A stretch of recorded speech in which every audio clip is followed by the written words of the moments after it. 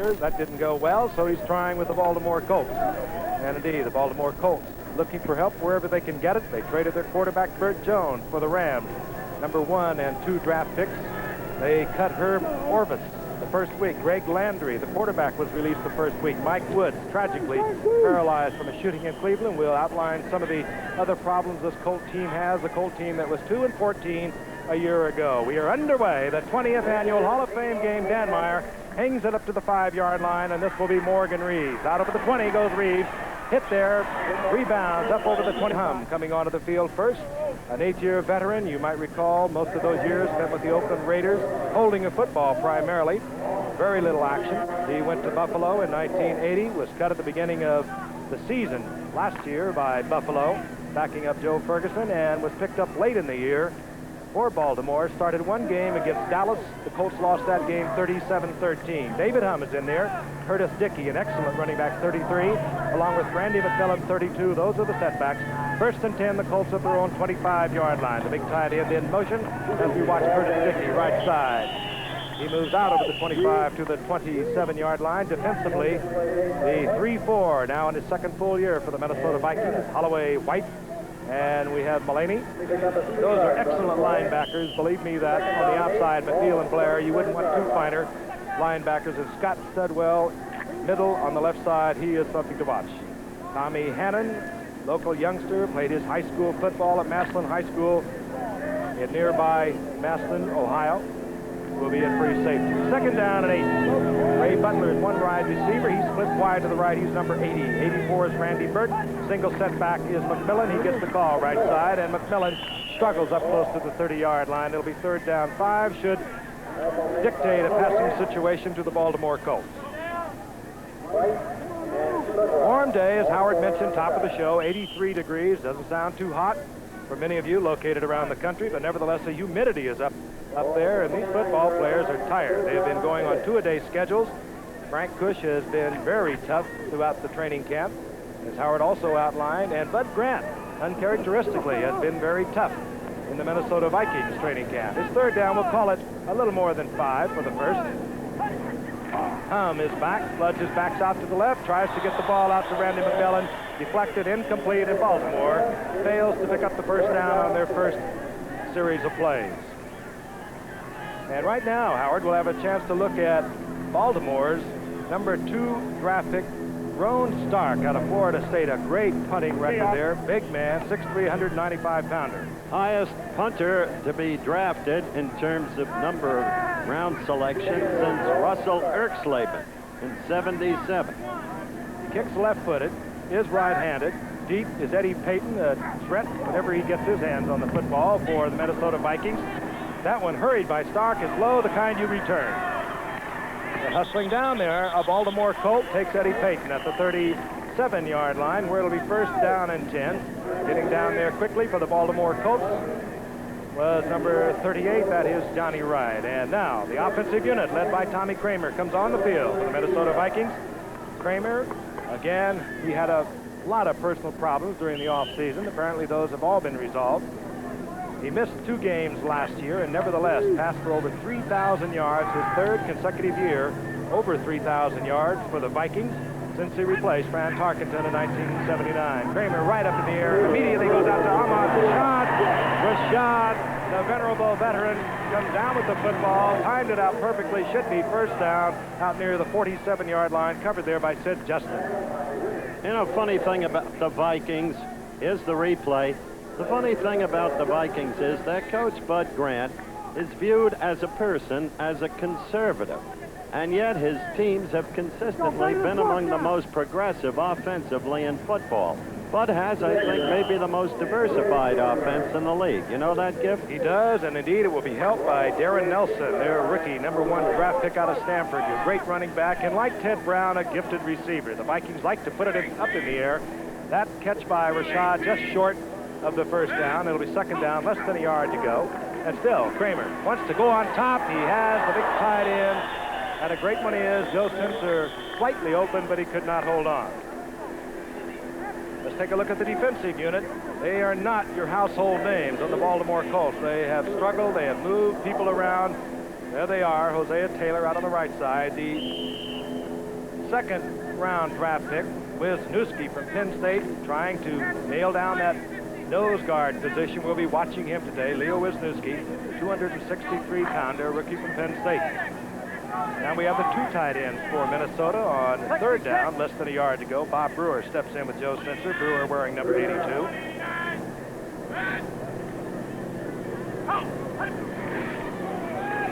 And off goes to Ricky Young, and a defensive surge by the Baltimore Colts defensive unit turns Minnesota back from their first down. They had a second down and less than a yard. Keep your eyes on 67 Wisniewski out of Penn State. Brilliant, brilliant young rookie. He had himself some game against Southern California for Penn State in the Fiesta Bowl. Completely dominated Foster during the course of the contest. He's the nose man, as for the first time Baltimore goes to a 3-4 defense. Last year, as Frank noted, Minnesota turned to the 34. Three-year starter for Joe Paterno at Penn State. We'll be watching him as we look at Morgan Reeves for the Baltimore Colts, awaiting the punt near his 10-yard line. Greg Coleman to do the kicking, as he did for the last 5 years for the Minnesota Vikings. Fair catch indicated by Reeves. He wants it bound into the end zone, and that's exactly what it does. Baltimore will have their second possession at their own 20-yard line following the touchback. 55-yard punt by Greg Coleman. We'll be back in Canton, Ohio on Hall of Fame Day this morning with the induction of the 4 new enshrinees in the Hall of Fame. We'll be talking about that throughout the game. You'll hear from them at halftime. Baltimore, 1st and 10, their own 20-yard line. David Humm fires quickly out to Ray Butler, the third-year man from USC. Butler up close to a first down near the 30-yard line, perhaps a foot short. Leading wide receiver for Baltimore a year ago with 46 receptions was Butler.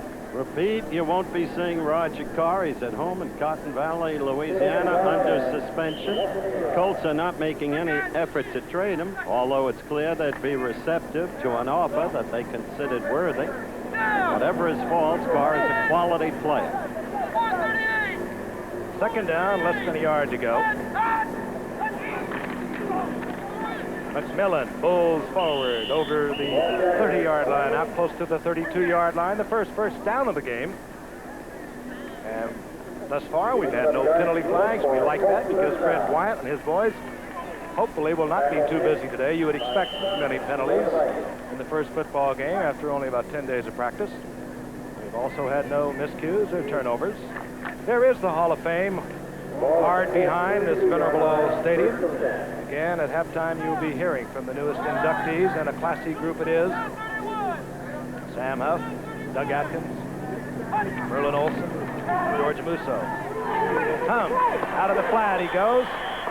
Curtis Dickey is the receiver, and Dickey in the arms of Fred McNeil.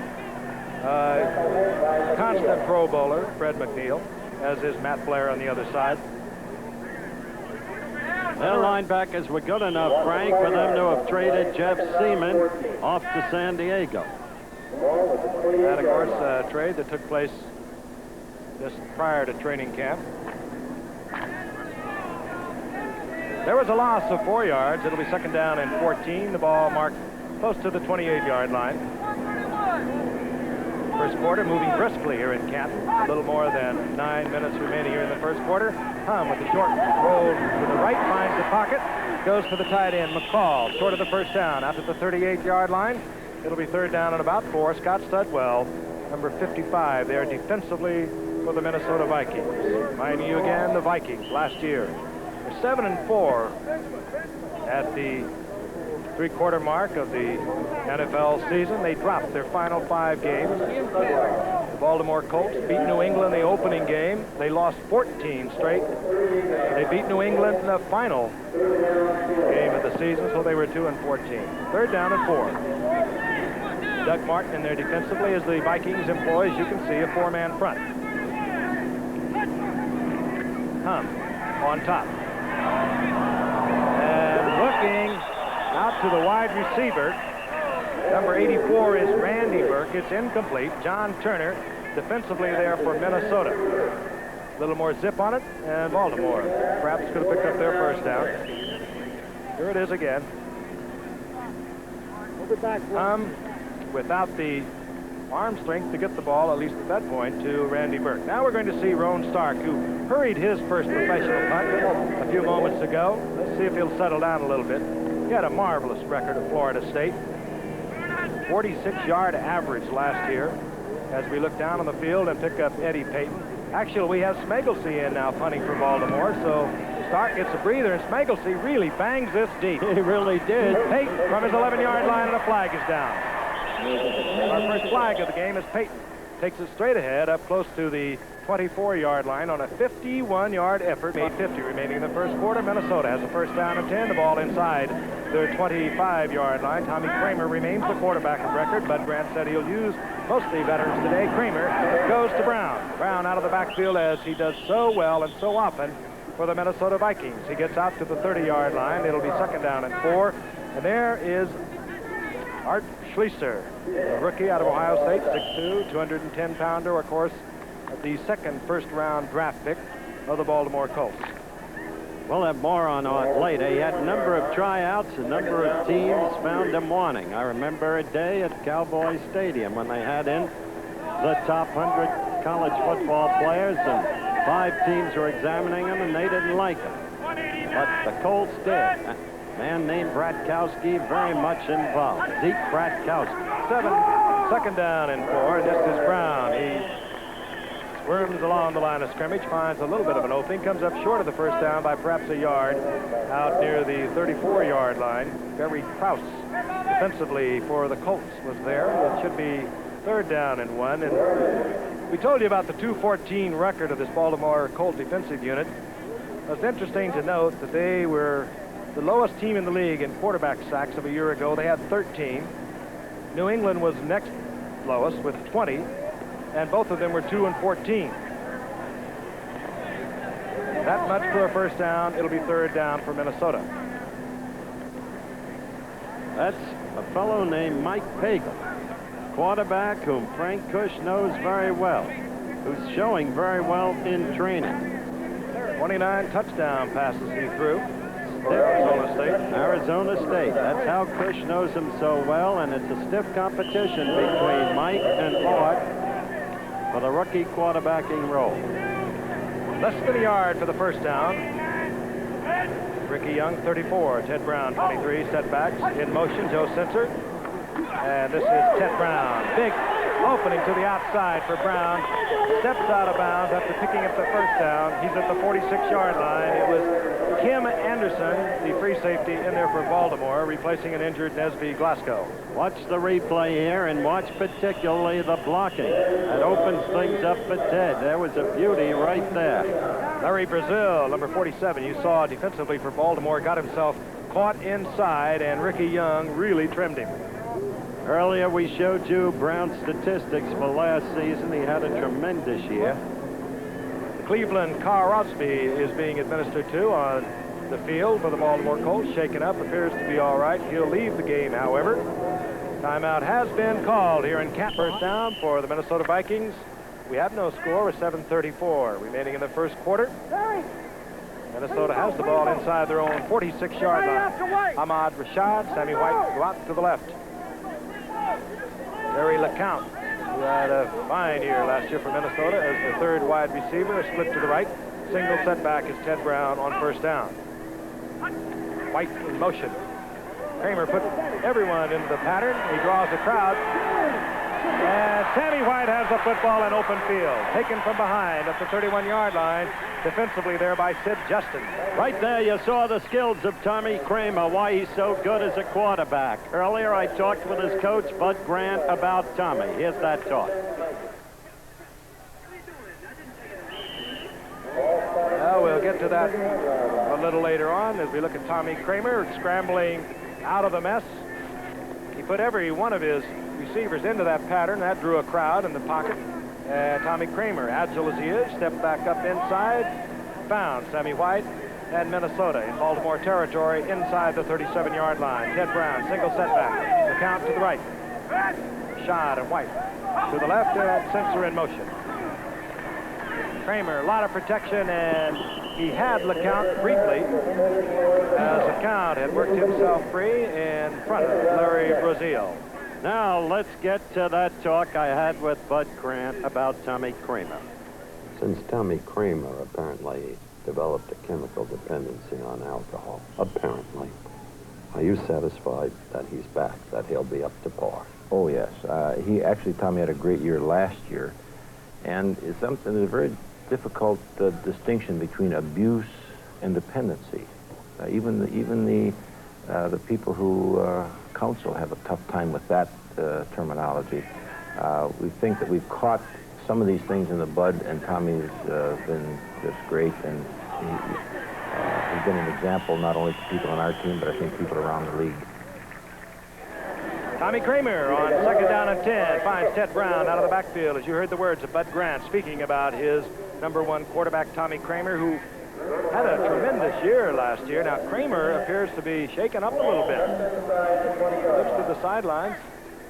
Now he picks up the play, being brought in there by Ricky Young, but Brown picks up the first down. Inside the 20-yard line, it'll be first down and 10. No score, 6:32 remaining in the first quarter. Quite a distinction Bud drew between abuse and dependency. Yes, if you're going to play for a man, well, you couldn't pick a finer one to play for than Bud Grant. Very fair in every way he deals with players. His 34 to the right side. That would be Ricky Young, and Ricky Young gets 3 yards. Second down and 7. Gary Patchen defensively in there at linebacker for the Baltimore Colts. He's in there because Steve Heinkreiter is out with a shoulder injury. A lot of injuries. Ed Simonini is not here for Baltimore. He has an ankle injury. We've described some of the players that are not with the Colts. Maybe recognizable names. Roger Carr on suspension. Wade Griffin, the fine offensive tackle, had to retire because of a neck injury. Call it second down and 8. Ball near the 18-yard line. Ted Brown, single setback. The motion man is Sammy White. Kramer, strong arms, one to Rashad, and that was a pass that was incomplete, that one would suspect would be completed in November or October when the arm gets it timed out with the receiver. The fans have probably noticed that a familiar figure has not been in the Minnesota offensive line during this drive, the name Ron Yeri. He's asked to be traded. His fate remains to be determined. Mike Lynn, general manager, is hopeful that he'll be coming in soon and talking with Bud Grant. Meantime, he's being replaced by a very good one, number 76, Tim Irwin, and this is his second year. He went to the University of Tennessee. Solid young football player. But big shoes he's attempting to fill. Third down and 8 for Minnesota. Good protection for Kramer. Sensor with a brilliant one-handed catch. He'll be short of the first down, but it might put the Minnesota Vikings in a position to go for the first. He's very close. Sensor is the young man who burst into such prominence last year. Former basketball player, a low-angle look at this play again, and the kind of catch he just made was typical of his play in basketball. Great hands and a great leaper. 79 receptions a year ago, setting an NFC record for tight ends. Joe Sensor coming up a couple of yards short of the first down. Out comes the field goal unit. Rick Danmeyer comes on. Steve Dills will place the ball down near the 19-yard line, so we'll have a 29-yard effort. 6 of 7 inside the 30 a year ago with Rick Danmeyer. And he doesn't spoil that record as he puts Minnesota on the scoreboard first. The Vikings take a 3-0 lead at 4:46 of the first quarter. And we'll be back right up top. Azuma Nelson. 2 great fights next Saturday in ABC's Wide World of Sports. Minnesota kicks it off. And bringing it out is Reeves. He's Ordonez. Put the ball into the air for Minnesota, and Morgan Reeves ambled out close to the 20-yard line. It'll be first down and 10 for the Baltimore Colts, and now trail 3-0. Coming all sides here in Canton, Ohio. What a week it's been for these people. This morning's parade through the city of Canton, Ohio, with the enshrinees on their various floats, drawing over 250,000 people. They come out of the woodwork for Hall of Fame Day here in Canton, Ohio, where football was born. First down and 10, Baltimore. Remains the quarterback. Play action. Throws it up, and coming down with it is Ray Butler.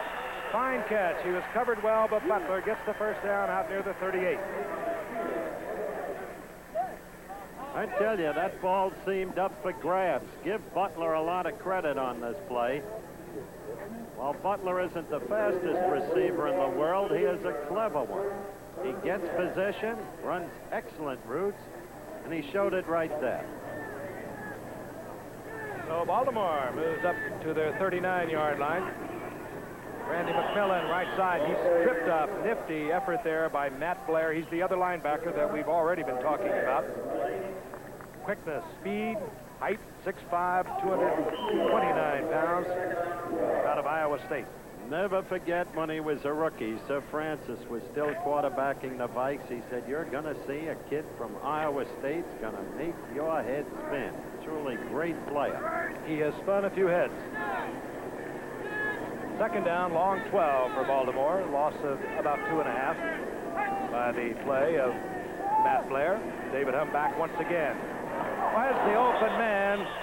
It was Randy Burke, and Randy Burke was really level there. It was Tommy Hennon, the free safety. Here is Burke, the fifth-year man out of Kentucky, trying to take over the spot held by Roger Carr a year ago. I'll tell you, if you get up after that lick, you're a pretty tough football player. Take over Carr's spot, you need his attributes, one of which is terrific speed still. Although Carr is a veteran, he still has the great foot speed. And marvelous hands. Burke doesn't have that kind of speed. Third down, just about 13. Humm back.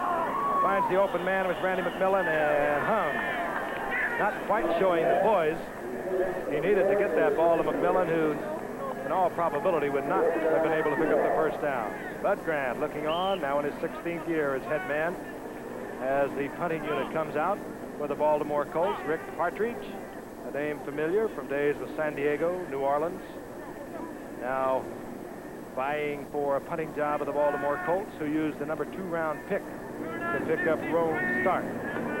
Odds are not too good for punters for the Baltimore Colts. Right-footed kicker hangs it high, and it turns over, and Eddie Payton is there at his own 22. And Eddie Payton works his way out to the 35-yard line, where Minnesota, with a 3-0 lead, will have good field position. 3:05 remaining in the first quarter.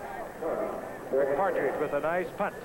We'll be back. Along with Howard Cosell, watching the Minnesota Vikings, the Baltimore Colts. Of course, the 28 teams in the NFL play this game. They go in rotation, and this year the rotation called for the Colts and the Minnesota Vikings to be here. We had our second thoughts a little early in the week whether Bud Grant was going to be here. We'll talk about that in a moment as we see a little mishap at the line of scrimmage. Bob Brewer of the Vikings looking as though he might have moved illegally. But early in the week, you may false start.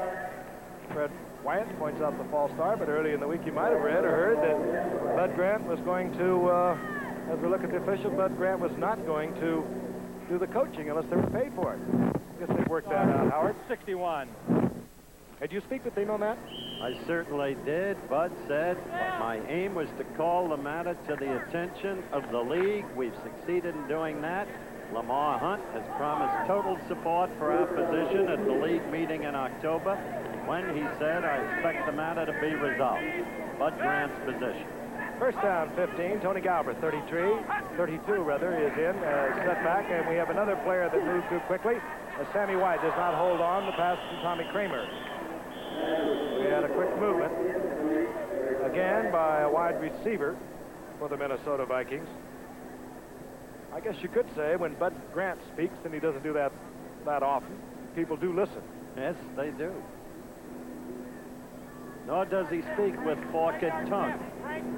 Fred Wyatt indicating the penalty against the Minnesota Vikings. And the current leaderboard out. Although he might have popped down for the game, Frank.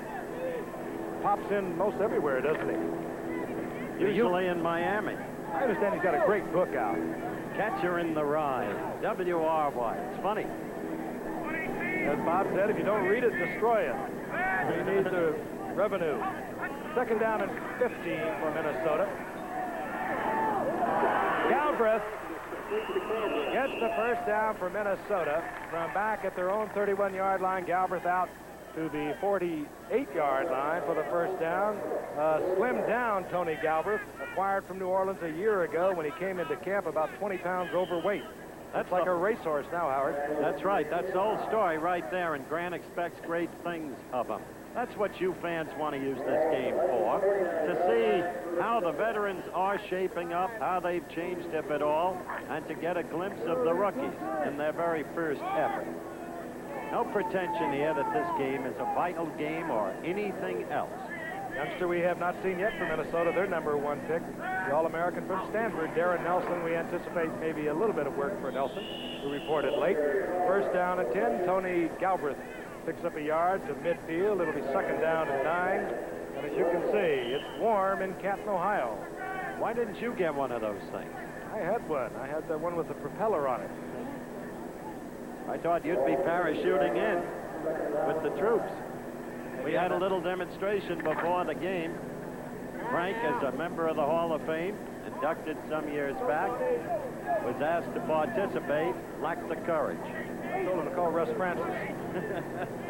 Second and 9, Galbraith. Single setback for the Vikings. Make no bones about it, they like to throw the ball. And Galbraith,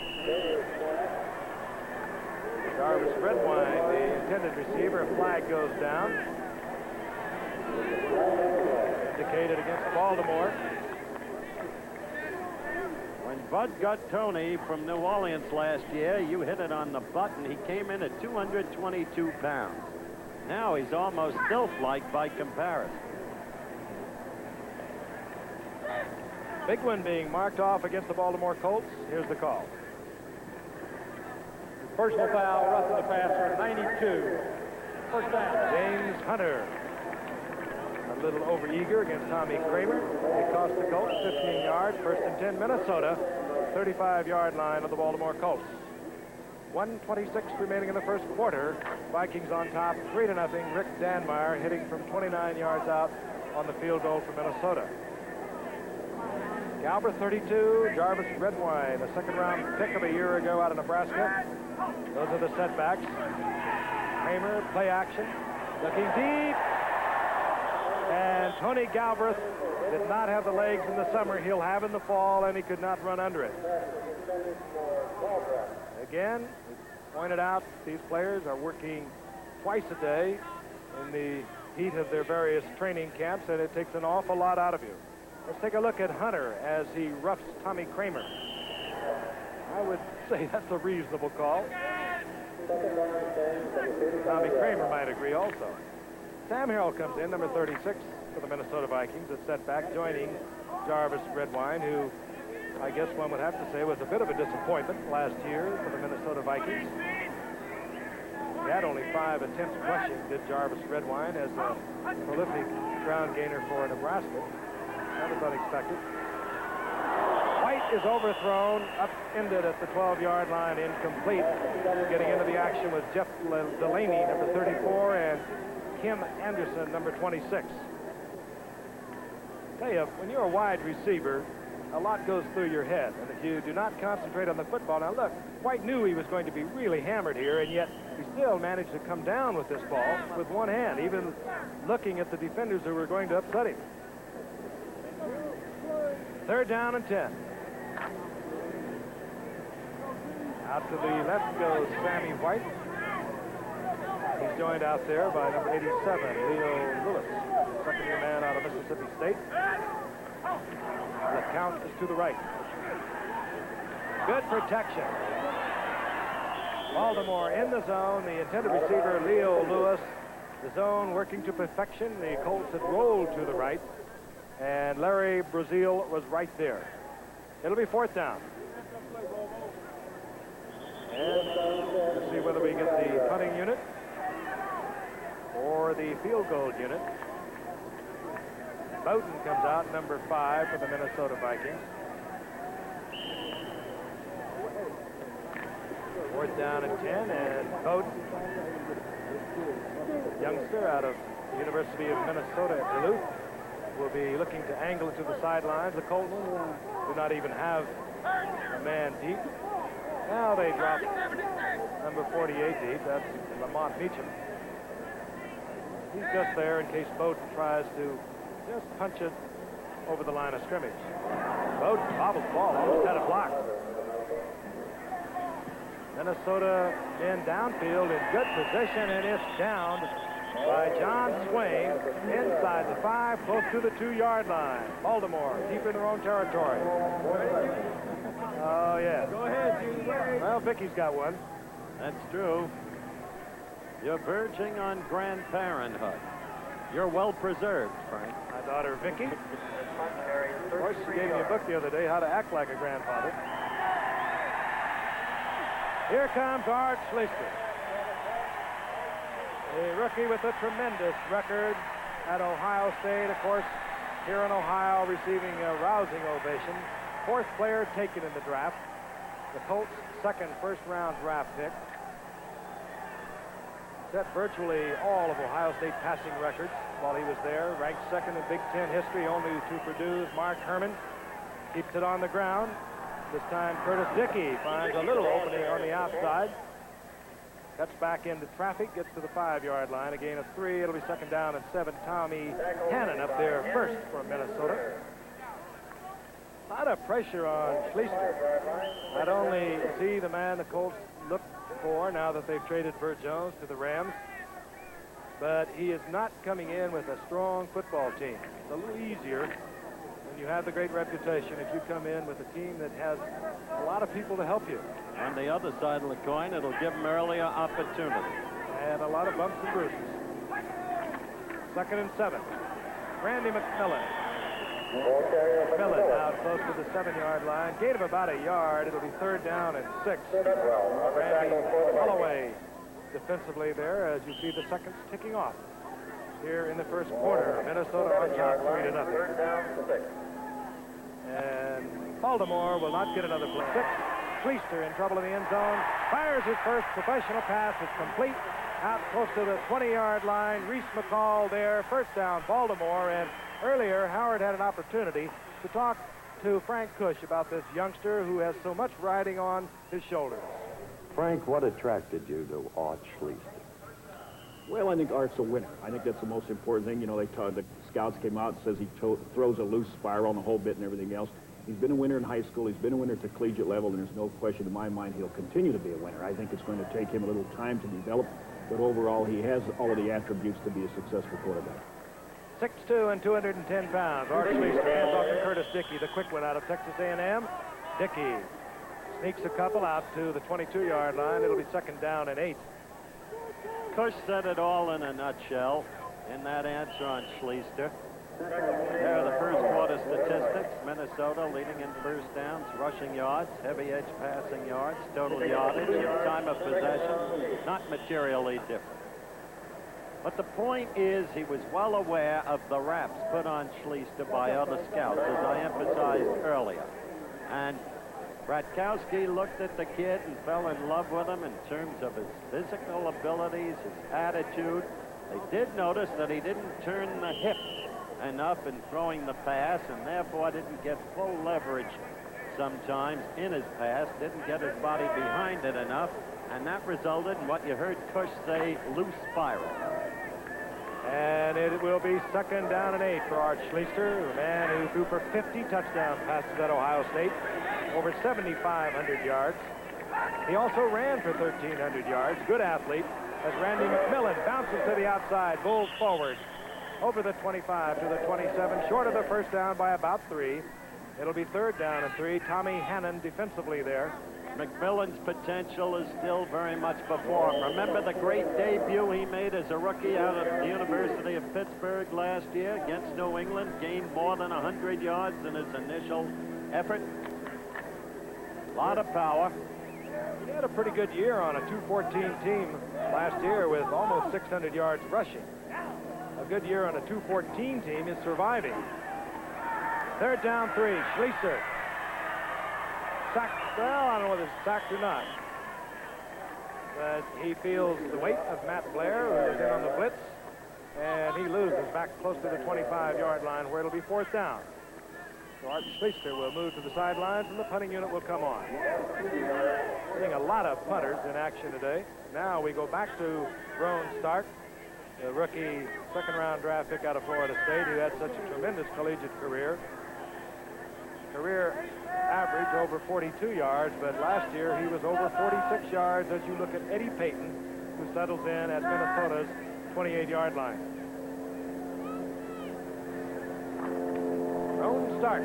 This time he very calmly goes with the drop. He drills it over Eddie Payton's head. It's down to the 5-yard line. They kill it at the 4, and that's why Ron Stark was drafted in the 2nd round. He hurried his first punt of the day. It was end over end for about 35 yards, and he really banged that one 71 yards for Ron Stark, and that's what the Colts anticipated from this youngster. Wow, he really hit it. The quarterback for the Minnesota Vikings out in front of the Baltimore Colts, 3-0, is Steve Dills. 4th-year man out of Stanford University. Led the nation in passing, as you right recall. Was drafted number 4 by the Minnesota Vikings in '79. Replaced Tommy Kramer at the beginning of last season. Had that 37 of 62 against Tampa Bay in the opening game. And he completes his first pass. Just to Jarvis Redwine. And Redwine squirms up to the 10, out to the 11-yard line. Gain of about 7. It'll be 2nd down and 3. Gary Padgett, first-year man out of Arizona State, of which there are 7 on the Colts roster, made the stop for Baltimore.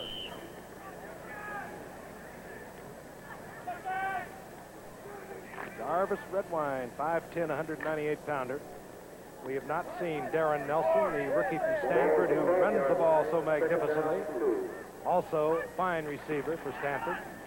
This is Redwine, and Redwine will be short of the 1st down. It'll be 3rd down. The great old veteran. I talked with Bud Grant on Ahmad. Ahmad, is he still great? Yes, he's one of our leaders. And by example, he's still, he's 32 years old, but he still has the range and can get the ball and do things with the ball.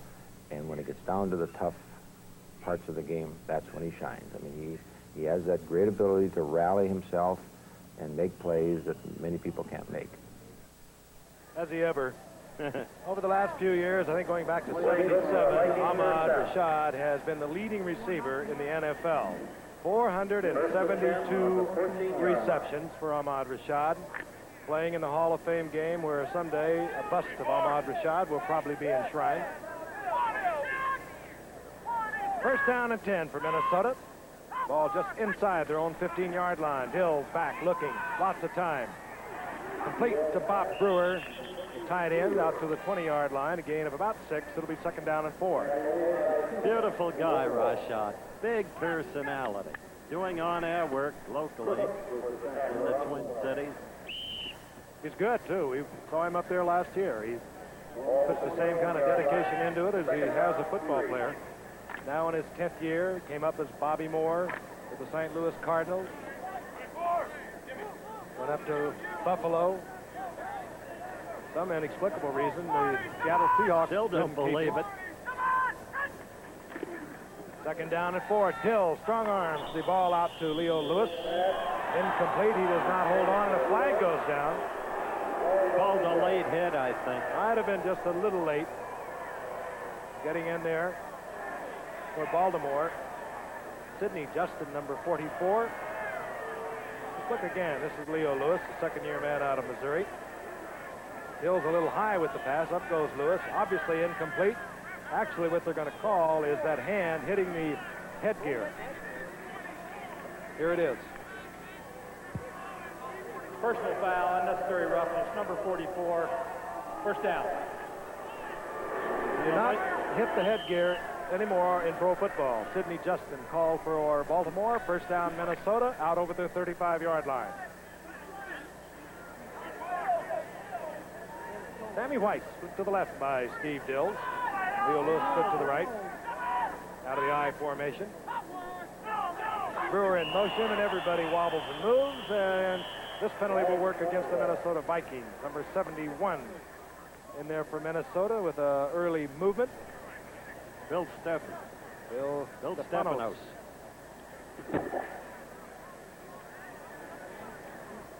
I remind you, next Saturday on ABC's Wide World of Sports, it'll begin at 5 o'clock Eastern, 4 o'clock Central. And another great fight we'll tell you about a little later on as we look down at the first down and 15. Bill's adjusting his flankers. Put Brewer in motion. Dills had LeCount wide open underthrows as he was under pressure. Sanders Shriver back defensively for Baltimore. It'll be second down and 15. A lot of talent on this Minnesota team. Their collapse last year came most unexpectedly. They had given us a whale of a game in Denver the time Bud Grant instituted the 2-minute offense with 8.5 to go, and Minnesota almost stole the game that Denver seemed to have under control. Then we had them, and they had a fine first half against Atlanta. But according to Bud, after that first half, the team was just massacred by injuries and died. And dropped the last 5 games of the season. Second and 15. This is Harrell. Harrell works well behind the block. A flag is down as Harrell picks up yardage down to the 48-yard line of the Baltimore Colts. But again, a flag is down upfield. Being discussed there with Fred Wyant. And holding against Minnesota. Well, maybe he did not cut behind a fine block. He might have cut behind a fine hole. Fine hole, that's it. Meantime, Frank, I think we might mention no material change in the rules this year, with the possible exception of the call on the incidental face mask infraction, where it's 5 yards but no automatic Holding, first down. number 56. Second down. The call holding works against David Huffman. Sue Howard, I talked with Art McNally at a little seminar I had with McNally and his staff this past week, and they analyzed everything in pro football, and they determined that out of 130 face mask calls of a year ago, 120 were incidental, and they felt the assessment of 5 yards and a first down was just too much. Therefore, they have changed it. It's just 5 yards. Second down, about 22 yards to go, and Dills is back. That's a lot of time. Almost caught there by Leo Lewis. Defensively, it was Brazil for the Baltimore Colts, and also getting in there with Sid Justin, number 44. I'm going to reverse the angle for you and let you take a look at Dills. He has all the time in the world. No pass pressure from Baltimore. That was their major problem of a year ago when we pointed out earlier that they only sacked 13 quarterbacks last year. You do not win football games that way. They also only came up with 16 interceptions. The 2 teams with the lowest records in the NFL, New England and Baltimore, of a year ago, both had the fewest sacks. On 3rd and 21, this is Harrell on a Dills completion back to the 28-yard line, far short of the first down. A rookie from Bethel College. Deep is Morgan Reeves. He adjusts at his 29-yard line. Too much time. Jeffrey Wilson will give it another go, and this time Morgan Reeves steps up 5 to 7 yards, anticipating that Reeves may have to hurry this punt somewhat. Reeves with a nice turnover spiral. Takes it. And flags are down, but Reeves finds an open area to the left side and gets back to the 35-yard line. We have a pair of flags down, however, and they usually work against the return team.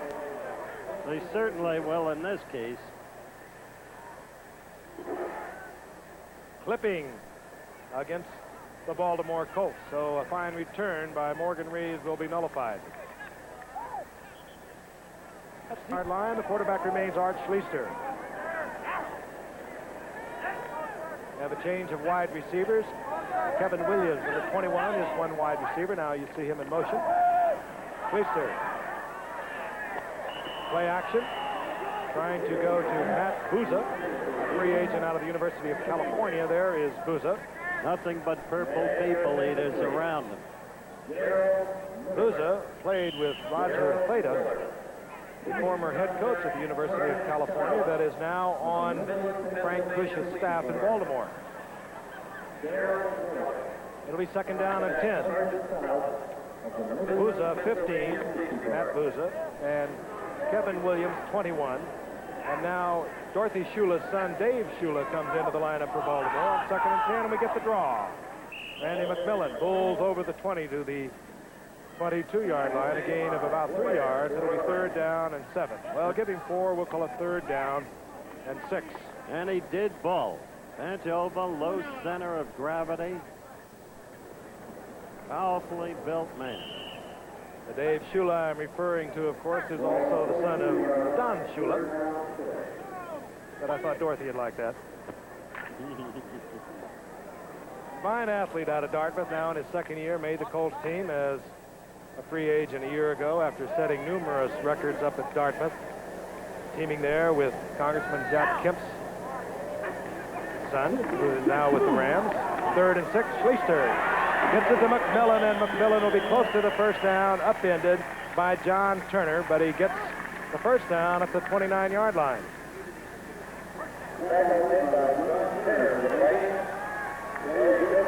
Okay, Schleister. There's Randy McMillan, 220 pounds, as Howard said, built low to the ground. Tough, yes he is. Had 50 receptions also to go with his nearly 600 yards rushing a year ago. That's the most ever by a Baltimore rookie. And McMillan picked up the 1st down at the 29. Schleister back. Has a lot of time, and he gets to Booza.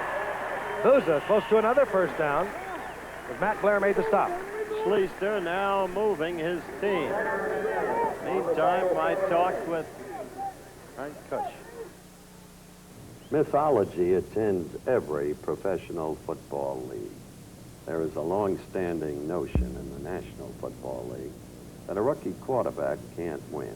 What's your rejoinder? Well, I disagree with that. As I'd mentioned, the 2 young men, we're talking about Pagel or Schleister, they have been winners. They know what it takes to win. Yes, the experience factor certainly has to be there, but overall, I feel that they have the attributes, the qualities that are going to make them successful. And as I said earlier, what we have to do is bail them out when we feel that they're putting too much pressure on themselves. Frank Kush, who will talk about winning as we look at a measurement being taking place down in the field. And it'll be 1st down for Baltimore, but Frank Kush knows about winning. Controversial, yes, but he was a winner at Arizona State over 22 years. 176 victories against 54 losses. 2nd winningest percentage over that period of time, only to Bear Bryant. His comment on whether a rookie quarterback can win in this league. And he included Mike Pagel, as you know. Rookie On 1st from and 10. Arizona State. Schleister with nifty footwork gets out of trouble. Makes the completion, albeit for about a yard, to Zachary Dixon. Seconds ticking away here in the 1st half with the Vikings on the scoreboard with 3 points. They lead 3-0. And we have 6 minutes remaining in the 1st half. Tell you this about Frank Kush, Frank. One doesn't have to like him, one doesn't have to agree with him, but he's accessible and he'll meet any issue and talk about it from his point of view. He will do that. I know you had a long talk with him yesterday, as I did. Very straightforward. Tough disciplinarian. He believes that that is part of football. McMillan does not hold on, and he is popped by Scott Studwell. No flags on the play. It'll be 3rd down and about 9 yards.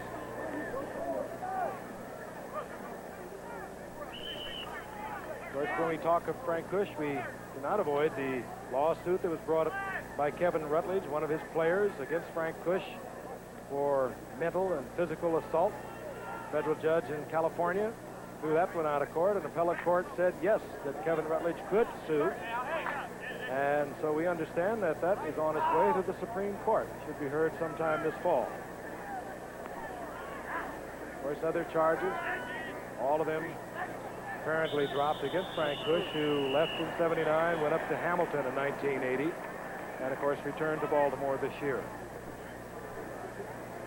Delay a game on the part of Baltimore. You'll see a lot of that in this game. We've seen it over the years, Howard. That's true, and of course the reason is it's so early, camp so recently begun. In the meantime, Kush gave a startlingly forthright interview to a local press correspondent in which he said his team was even poorer than he had anticipated. I like that. I really did. I mean, he laid it right on the line. You said, I'll agree with you totally. He's a very straightforward man. He also told his assistant coaches not to buy homes. Kevin Williams doesn't hold on. A pass that should have been caught. And, well, for Kevin Williams, you don't drop an Art Schleister pass right in your hands in front of Art Schleister's state of Ohio fans. They didn't like it. He was wide open. Schleister right on target. They're in a zone defense. Williams found the zone. You believe that? And now the punting unit back on the field for Baltimore. Dave Smeglesy, first-year man out of Virginia Tech. Jerome Stark, who hit a 71-yarder earlier, will watch as his training camp opposition will try his luck. Smeglesy, short, it doesn't turn over. Here's Eddie Payton. Payton hammered and popped up the football, but they'll mark it where he had fallen to the ground at the 32-yard line. Minnesota has the football once again, and they'll bring out quarterback Steve Dills once again, and we'll be returning to Canton after this. Guerrilla Sports champion Salvador Sanchez taking on a scrappy Azuma Nelson in a telecast of a recent and terrific fight. First down and 10 for the Vikings. They have the ball at their 32-yard line. Sam Harrell, single step back in there with quarterback Steve Dills. We're seeing a lot of player changes take place now in the heat of the day, and once again we have a Minnesota Viking moving illegally. That's Bob Brewer, number 82. His primary work with the likes of Joe Simpson, a tight end for Minnesota, the second tight end for the Vikings. But a good athlete. Been around as Bob Brewer. Started out in Houston, then he tried out in Dallas, then he was in Saskatchewan, the 49ers. They finally waived him, and Minnesota got him in 79. First down. And Cato State, Where the Vikings used to train. the Vikings will be moving this year into Hubert Humphrey Metrodome, downtown Minneapolis. Very lively turf they have there, and they figured that Darren Nelson, their rookie first pick. Here comes Sam Harrell. Harrell kicks in the afterburner at midfield and gets down inside the 40-yard line of the Baltimore Colts. As once again, Minnesota gets outside on Baltimore. You're a cornerback, you've got to turn that inside. Take a look again at Sam Harrell, who saw very little action. And See the block by 76. We told you about Tim Irwin earlier. He really sprung him. Second-year man from Tennessee. Harrell, who only rushed one time for the Vikings last year, gets the first down at the 45-yard line of Baltimore. Jarvis Redwine comes into the lineup. Dills drops back. Incomplete as Redwine could not hold on. He was hammered there by Krause. Harry Krause, first-round draft pick out of Alabama a couple of years ago. Good hard hitter. Redwine was eagerly looked upon last year as rookie year. But then some of his own teammates began to whisper the raps against him that he wouldn't run inside. You're smiling, Frank. You know it's true. Well, I'll tell you something about his intelligence. He really did have a fine career in Nebraska. 1,000 yards years as a junior and senior. Second down and 10. Dills. Great shot to Sammy White. Dills.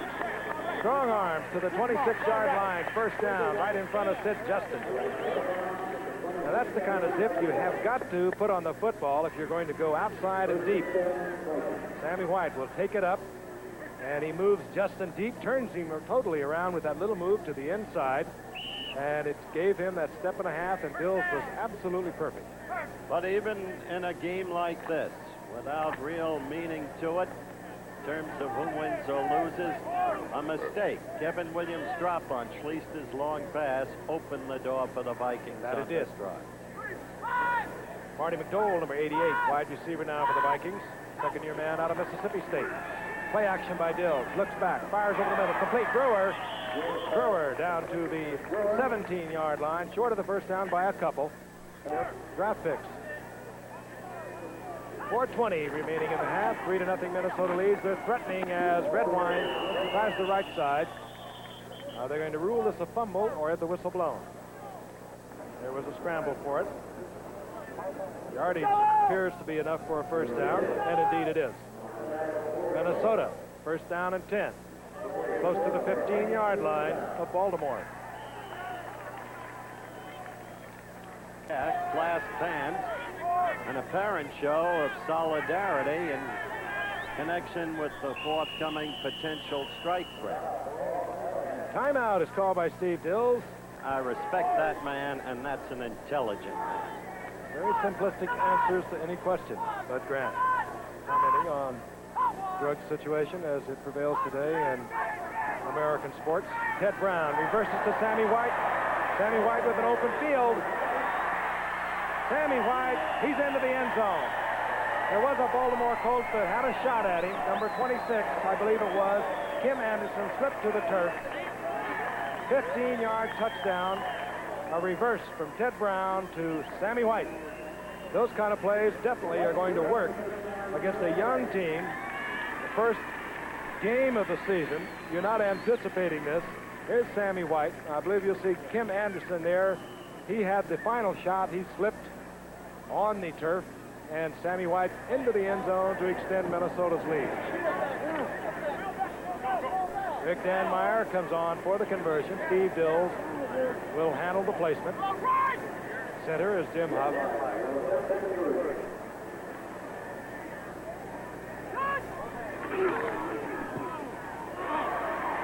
And Danmeyer puts it through the uprights, and the Minnesota Vikings step out in front. They lead 10-0 with 3:20 remaining here in the first half from Canton, Ohio. They'll look once again. The quick toss to Brown. The handoff to Sammy White. Watch it from the end zone. Good block. Dills, as a matter of fact, in front of it with the block. You'll see Anderson slip right there. Down he goes. White with a little move to the inside. Just enough to make Kim Anderson lose his footing. Touchdown, Minnesota. Sammy White, he does so much and so well for these Vikings. 66 receptions for this youngster last year. And when you have White on one side, Rashad on the other, Brown out of the backfield, and soon Darren Nelson, well, a lot of teams defensively are going to have a lot of headaches trying to figure out this Vikings offense. There's Sammy. 7-year man out of Grambling.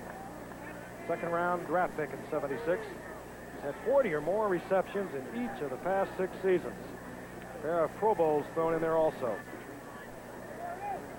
Have you been to the Vikings offices, practice facility, film room, and such? No, I didn't go out last year. I think you went out last year. I understand it's really remarkable. It is sensational. Danmeyer to kick off. Morgan Reeves is stationed deep for Baltimore. Steps up to the 10-yard line. He's on his way. Reeves to the 30-yard line.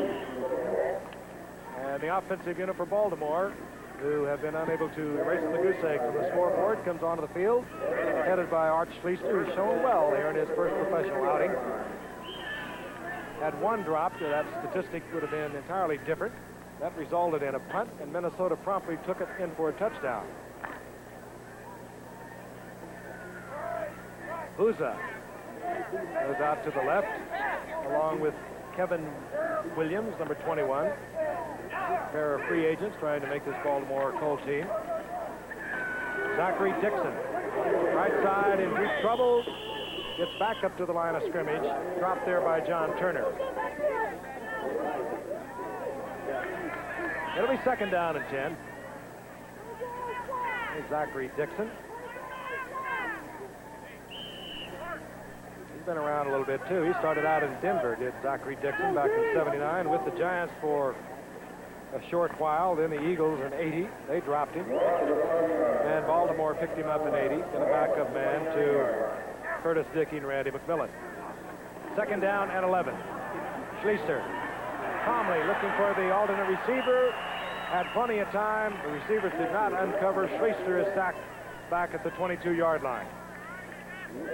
Robert Sinline, second-year man.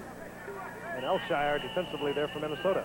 On balance, though, reflectively, Schleister has not looked too bad. Kept decent amount of poise. He was still hurt by that drop by Kevin Williams that led to the Viking earlier drive. He's been working with, well, you would call them second rate, but certainly marginal receivers. Ray Butler, who is just back into the game, has been on the bench. And this is Butler, and he completes the pass for Schlichter out to the 38-yard line. It's short of the first down, so that will bring up fourth down and short yardage. And we see a punter coming onto the field. Whether or not Frank Cush chooses to punt, we'll wait and see. This is Rick Partridge coming out. It'll be fourth down and 2. Baltimore down by 10. And we have a Minnesota Viking called timeout. You realize the game we've got for a season opener? Oh, it's going to be September beauty, 13th, Pittsburgh at Dallas. What an opener. Awfully nice of Tom Landry to come up and be the presenter for Sam Huff today. Sam, of course, one of the enshrinees, one of the newest of 4 to go into the Hall of Fame today, along with Merlin Olsen, Doug Atkins, and George Musso. But that's the kind of guy Landry is. Yep. He left his training camp, flew in, got in at midnight, and he was here as a presenter to Sam Huff, his old middle. Yeah, for the Steelers with that kid. Partridge, it goes off the side of the foot. Deep was Eddie Payton, but Partridge can only nub it down to about the 23-yard line. Clock stops at 2:07 remaining in the half. We want to remind you those 2 preseason games that we spoke of a few moments ago. They will be brought to you live at 8:30. Cincinnati against Green Bay at Milwaukee, August 20th. Philadelphia against Atlanta, August 27th. Again, 8:30, and of course we'll be back to our Monday night time with Pittsburgh and Dallas, September the 13th at 9 o'clock. First down at 10, Minnesota. They lead 10-0. 29-yard field goal by Dan Meyer and a 15-yard touchdown run by Sammy White on a reverse. Dills and Jarvis Redwine should have had that one. He does not. It'll be 2nd and 10. Started the first 2 games of Minnesota's season last year. 2nd down and 10. Sam Harrell, single setback. Dills, short drop, goes out to Bob Brewer. Brewer has the first down, steps out of bounds, stopping the clock with 1:57. And Minnesota will have a 1st and 10. They're out over their 40-yard line. Dills will move over and have a word with head coach Bud Grant, and we'll first down and 10 Minnesota with 1:57 remaining in the half. The ball at their 41-yard line. The Vikings lead 10-0. Sammy White is in motion. Dills trying to get the ball to Marty McDowell. Good defensive play. Out there by Jeff Delaney. It'll be 2nd down and 10. We spoke of the 2 starts for Dills at the beginning of last year. Mentioned also in the opening game. That's what I was referring to. 62 times he put the ball in the air. And we saw him briefly in our game against Oakland, Howard, as you can recall, until he was knocked out of that game. And we saw a youngster out of East Texas Wade named Wade Wilson. They had to put him in. They were in desperate shape at the time. Dills, of course, damaged his shoulder and went on injured reserve after that. Sam Harrell, right side. A yard and a half. It'll be 3rd down and long. Seconds ticking away. Minnesota apparently now content to work on the clock. They're not hurrying their offensive huddle. 3rd down and 9 as Bud Grant looks on. What a winner this man has been. Now in his 16th season, he's won 11 divisional titles. He's coming to the Vikings after a great career as coach up in Winnipeg. Well, he's come a long way from Winnipeg. You know, if you throw in his Winnipeg victories, his NFL wins, there's only one other coach in the history of this game that has won more games. That would be George Halas. Harrell holds on short of the first down at the 47-yard line. You mentioned George Halas, Papa Bear, incredible, octogenarian, here today as the presenter of George Musso, one of the originals in the Munsters. For Minnesota. Coleman's been with Spikes now for 6 years after starting his career just up the road with the Cleveland Browns.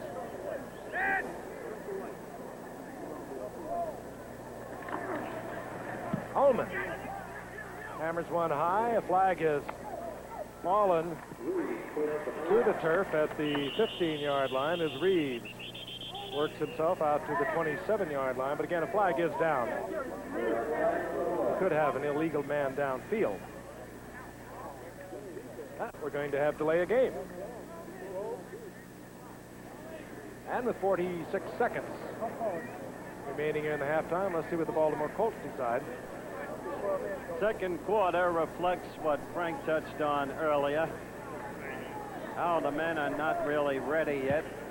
Delay. Crisp football. Defense. 12 men on the Second quarter field. has hung heavy. First down. 12 men on the field. Well, that again reflects what we were talking about. Yep. Each team has about 75 players in uniform, and I know Bill has White to the top of your screen. He has the speed. Hills, White with a good move. Terrific move by Sammy White on Larry Brazil. A veteran corner man for the Baltimore Colts. Sammy is playing surprisingly chipper football for Watch a game this. like this. Yeah, Howard, look at him. you've got to respect that speed. Now, he drives, looks inside. He turns Brazil around. We saw him do it a short while ago on the other side to hit Justin. He gave it that little look. That caused Brazil to take his eye off White, look for the ball. Of course, it wasn't coming. And as he took his eyes off White, White broke it off to the outside, wide open. First down and 10. Ball near the 28-yard line. 40 seconds remaining in the half. Dills. In and out of the end zone. Marty McDole, the speedster, out of Mississippi State. Well covered back there. Noted for loving to hit. Baltimore has another defensive back from the Rams. Jeff Delaney's been playing a lot today, number 34. On second down and 10. Dills. Brewer to the 20-yard line, short of the first. And we should get a quick timeout call by Minnesota, and we do. So we have timeout on the field. A long two for the Minnesota Vikings. 26 seconds remaining here in the half. You saw the movement. Flags fly. Bob Brewer a couple times now. He's been on about 7, or rather Rick Danmeyer. Hills will be careful with it.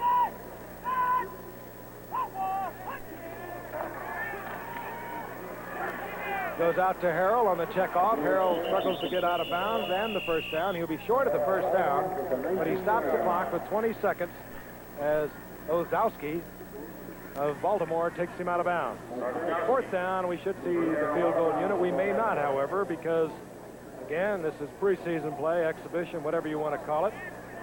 And Bud Grant is very unpredictable, but right now we have Ish Ordonez, 5-foot 5-inch kicker out of Arkansas, coming on the field, a free agent. The Vikings have a very accurate field goal kicker in Rick Danmeyer, but he does not kick long. 47 yards his longest last year, and there were moments, Frank, when he was under heavy fire.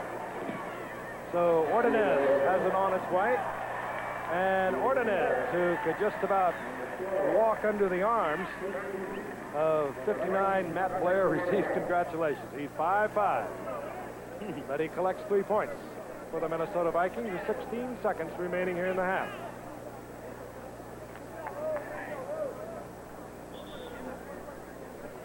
All right, we talked earlier about the problems in the league.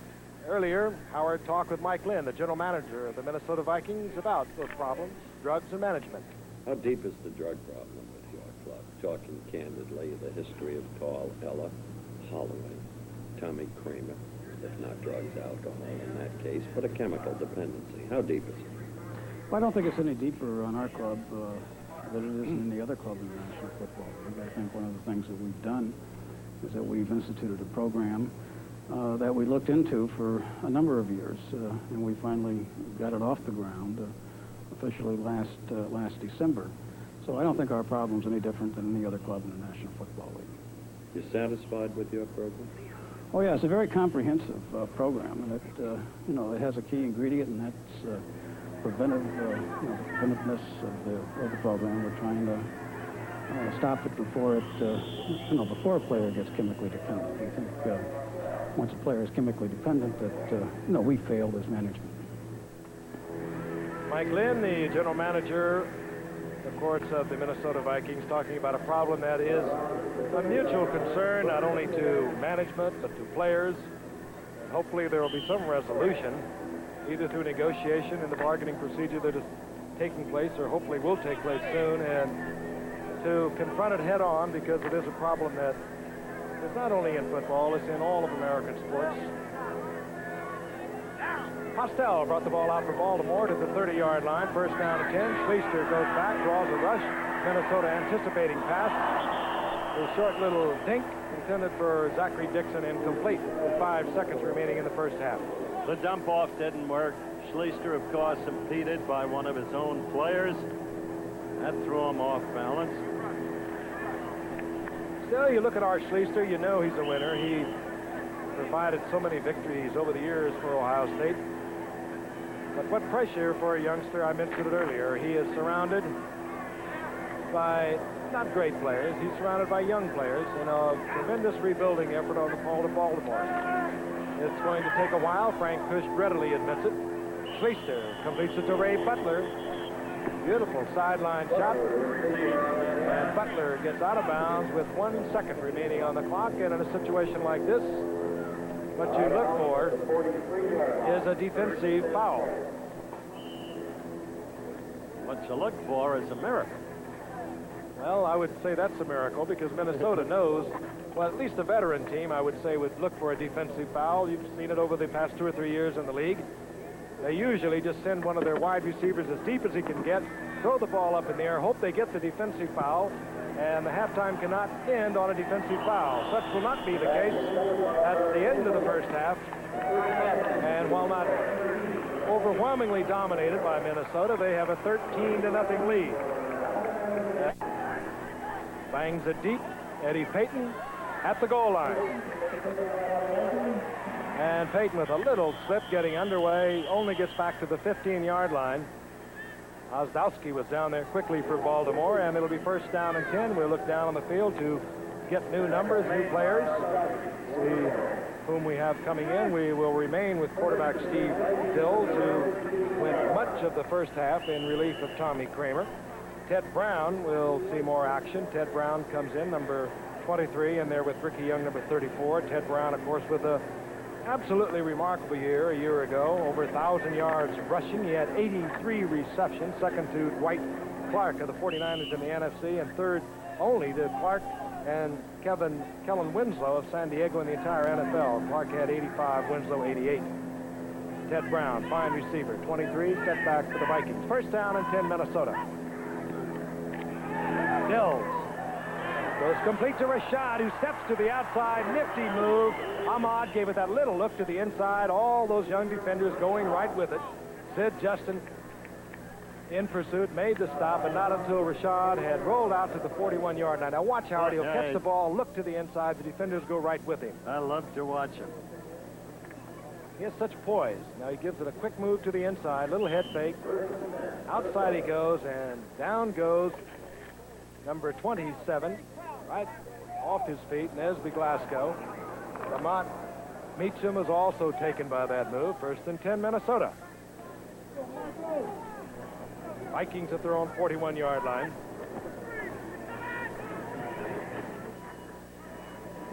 That's Sammy White back in the game and in motion. Ted Brown works to the outside. And again, the Colts do not seal off that outside. They need that linebacker to step across, strip the blockers out in front of it, the cornerback to come up from the outside and turn it inside. And here's Darren Nelson. That's the kid to watch. Something. You haven't seen him yet today. You're going to see a lot of him this year, especially on artificial turf, which is what they've got in the Dome in Minneapolis. He is going to change the whole look of this Minnesota team, which already has probably the most diversified offense in the league. You know, you saw the yardage he gained rushing. He also gained total overall yardage of nearly 6,900, the best ever in the NCAA. Dills goes down. Good defensive move there. Point is, Frank, he'll go Nelson well deep as a receiver. He'll open things up in the middle for Kramer like they've never been opened up before. He has some speed. 4-4 for the 40. He'll produce double coverage every single time, especially on that artificial turf. And you got Rashad on one side, White on the other, and you got Sensor at the tight end. Anything can keep John McKay awake down in Tampa off the golf course. Could be the addition of Darren Nelson. He admires this young man a great deal, I know. 3rd down and 12. Bills after being sacked. This is Sensor. We just spoke of him. Finds the opening in the zone defense. Gets the first down, 42-yard line of Baltimore. Meacham made the stop. Frank, for a game like this, with both teams clearly not ready, as we look at Sensor and an ISO, one gets the feeling that this Minnesota team is being underrated because of last year's problems and collapse. They've got a lot of people, and they're going to be a very difficult team to beat in that Central Division of the NFC. The one spot we touched on, Ron Yeri has not reported, presumed retired by head coach Bud Grant. That's how he put it. Yeri wanted to close his career out on the West Coast. He's 36 years old, and that may not be possible. So that right tackle is the one spot that Bud Grant might be concerned about. You saw the movement at the line of scrimmage, the flags flying. McMillan of Baltimore, out of that great Pittsburgh team when Jackie Sherrill was there. False start, number 12. Jackie's now making more money at Texas A&M than Giff and I put together. Well, I would doubt that, frankly. And leave me out of it. It sounded good, didn't it? You're like Pac-Man chewing up those greenbacks. You're everywhere. 1st down and 15. Dills pulled away from the center prematurely. Go on, Vic. Go on, Vic. Dills. And the count does not hold on. Incomplete. It'll be 2nd down and 15. Let's take a look at the current leaderboard out in Tulsa, Southern Hills Country Club, where Raymond Floyd got off to a great start. Career. Don't forget PGA coming up next. I remember when he was a pudgy kid playing shortstop during batting practice for the Chicago Cubs when DeRocha was managing. Close friend of Leo's, a big baseball fan. Didn't he set the Masters tournament record going wire to wire? He, like you said, he gets out in front. He's a tough man to catch. Corner. 2nd down, 15. That one almost intercepted. It was in and out of the hands of Ed Smith. He had a shot at it. Did not hold on. It'll be 3rd down and 15. Take a look at it again. Smith had it all lined up. There he is. Smith, big linebacker, who's in there because Steve Heimkreider cannot play. Now in his 3rd year, he's out of Vanderbilt. So Dills now will look over a 3rd down and 15. Ahmad Rashad and Sammy White. Both move out to the right. LeCount, fine receiver, splits to the left. And Brown, of course, we've already talked about his danger coming out of the backfield. Good protection for Dills. Throws short to Sensor. A check-off receiver, obviously, because Dills he knew that he needed the 15 yards. Incomplete. We'll see the punting unit once again for Minnesota. And that means Greg Coleman, as Steve Dills, with a little bit of disgust, moves to the sidelines, maybe as much fatigued from the heat as anything else. Morgan Reeves will move deep for Baltimore. There's Reeves. And Greg Coleman is coming off his career best average of a little over 41 yards a year ago. Kicks it high. Fine kick. He didn't want it in and out of the end zone, and Reeves was forced to make the fair catch inside his own 10-yard line. That was a fine punt. Many a punter in the NFL would have put that into the end zone. Coleman did not. I'll think about it. I'd love it. We'll be back. This is Deke Bratkowski, offensive coordinator for Baltimore, sending Mike Pagel, a rookie 4th-round draft pick, and a former player for Frank Kush at Arizona State, who had a great junior and senior year into the lineup, steps into the huddle, starting in rather delicate position. Well, they brought Schleister in at the 2-yard line. They bring Pagel in at the 10-yard line. Baltimore down 13-0. We're in the third quarter with 12:52 remaining. Hall of Fame Day, Canton, Ohio. Zachary Dixon, left side, out of the 10-yard line, surges for about a yard and a half. It'll be second down and 9. Let's take a look at the baseball. Against Detroit. The other game, Cincinnati at Los Angeles. The Dodgers rushing up on the Braves. Back to football. Pagel, strong arms, had a beautiful spiral. Incomplete, however. It'll be third down and 9. Let's talk to Brother Howard. Spoke with Frank Kush about this former quarterback of his, Mike Pagel. You know Pagel inside out. You've got him. How does he look? It's going to be a great contest between those two young men. I think that Mike Pagel has done a remarkable job. He's made a great deal of progress. He's probably a little ahead of Art because they have thrown the drop back pass more so at Arizona State, possibly than at Ohio State. Great competitors, both of them, both bright young men, and I'm sure that there'll be a great deal of competition. We will use them according to how they're going. I think the key to our success with those people is when we recognize that they're in a situation where they're uncomfortable, or say they're losing their poise or whatever word you want to use, then we have to bail them out. All right, Frank Kush talking about Mike Pagel, whom you just saw attempt to pass to Randy Burke, incomplete, and Baltimore will have to punt. That pass, however, could have been caught, and perhaps would have been caught by a man who perhaps should have been there, Roger Carr. We spoke to him earlier. He's under a 3-week suspension. Let's take a look again. Randy Burke had an opportunity for this ball. It wasn't that difficult, and there was no interference involved in it by John Turner. In any event, Ron Stark, who set a Hall of Fame game record with a 71-yard punt earlier today. Second-round draft pick out of Florida State will punt. Eddie Payton respects him this time. Stark again bombs one. Payton at his own 37-yard line. Stark kicking from the end zone. A flag is down. Payton finally gives up down around the 35-yard line on a 53-yard effort by Ron Stark. He thinks it's Monday night. We make a star out of that kid every game he plays that we cover. Well, he did help with the 98-yard kickoff return against Oakland. And it'll all be for naught as they'll bring it back. Illegal use of the hands by the Minnesota Vikings.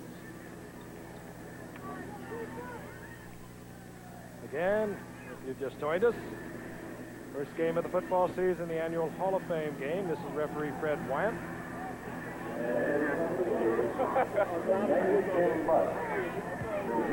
So far, use of hands, number 52, first down. Dennis Johnson, illegal use of hands. So far, we haven't had the usual lightning bolt. Stick around. Maybe our director, Chet Fording, will put up the frozen frame from a year ago when you evacuated the booth. We're back in Canton, Ohio. Hall of Fame Day. George Musso, Sam Huff, Doug Atkins, Merlin Olsen, all enshrined today. You saw them at halftime.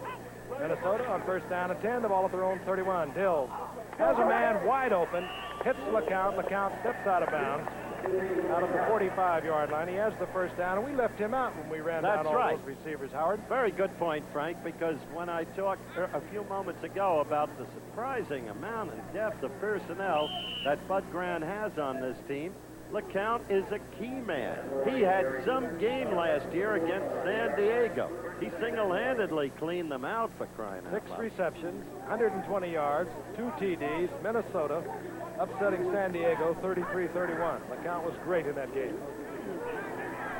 Ricky Young, former San Diego Charger, gains a couple out to the 47-yard line where it'll be second down and 8.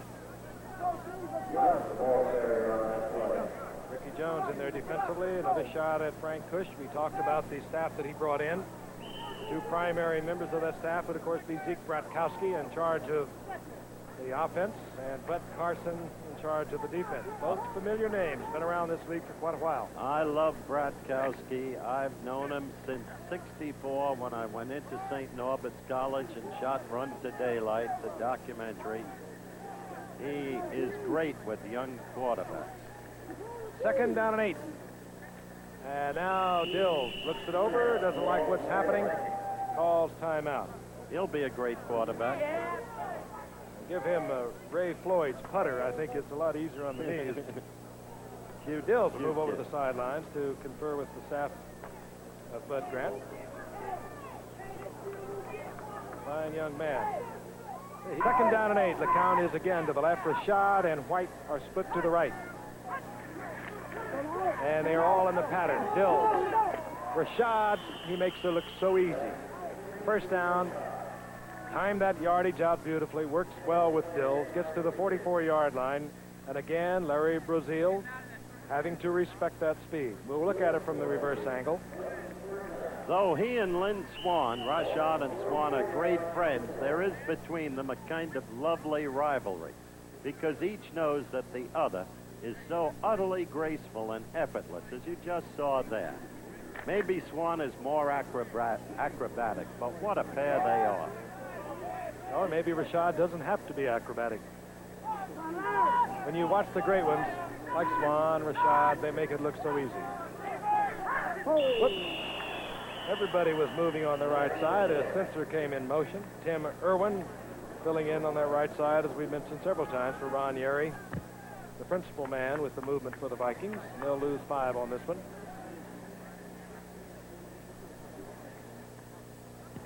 Here's Fred Wyatt. False start, 61.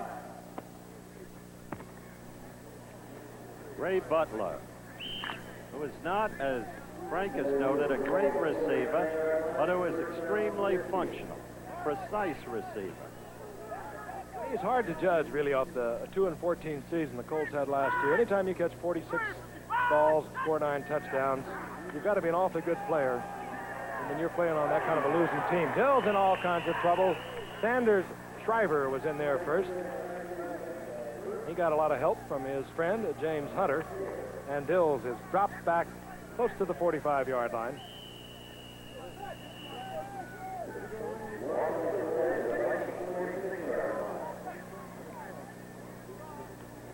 Capacity crowd, as we mentioned earlier, the second largest crowd they've ever had here in Canton, Ohio. 23,379. Dills looking over to the sidelines where the play is flashed into him. We have 11:09 remaining here in the third quarter, and reminding you again, the Vikings out in front 13-0. Dills again, this time with a lot of time. Sammy White wide open, finding that gap in the zone inside the 30, close to the 28-yard line. First down, Minnesota. Jeff Delaney finally bringing him down, but Sammy White worked beautifully with Dills inside the linebacker and in front of the 2-man deep zone. Sammy White, who doesn't have the blazing speed of some receivers, but everyone knows that he can go deep, so you have to respect him. And particularly if you're a youngster who has not seen too much action in the league. Minnesota threatening once again inside the 29-yard line of the Baltimore Colts. Ted Brown wanted to take it inside, had to move outside, held to 1.5 yards perhaps. Johnny Cooks at the bottom of that pile. Johnny Cooks, whom we have given a call for the first time today. He was the first player taken by the Baltimore Colts and the second player taken in the NFL draft. Rookie out of Mississippi is Johnny Cooks, Mississippi State. The Maroon. Taken right behind Ken Sims by New England. Both teams with a 2-14 record, but New England got the first pick in the draft because Baltimore defeated them twice. Second down and 8. Dills trying to go to the Rashad. Rashad again showed you some style as a receiver because he would not let Sidney Justin intercept that football. He was afraid of being called for pushing off, as you saw. Looked at the official plaintively, outstretched his arms. Watch Rashad. Watch. Positions himself where Justin cannot get to it. Look, see? Now watch. If we stay with it long enough.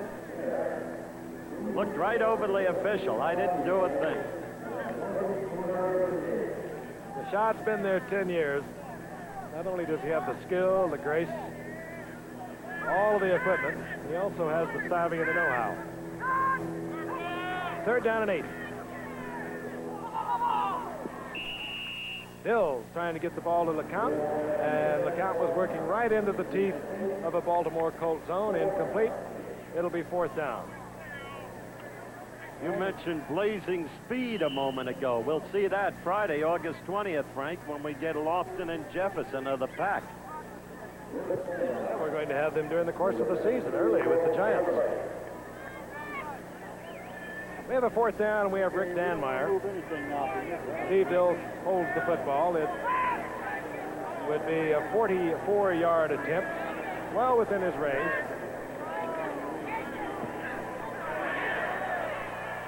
And certainly within his accuracy. Danmeyer pops it in from 44 yards out, and the Vikings, pecking away, have extended their lead now. 16-0 over the Baltimore Colts, and we'll be back. The first NFL game of the season, Hall of Fame game, Canton, Ohio. Rick Danmeyer, who just hit from 44 yards out for Minnesota, set to kick off. Morgan Reeves is deep. This will not be handled by Reeves as Jeffrey Postel takes it for Baltimore. Postel lowers his head, gets up to the 25-yard line. Postel, a 4-year man out of Southeast Missouri State. And we'll look down on the field and check out the changes once again.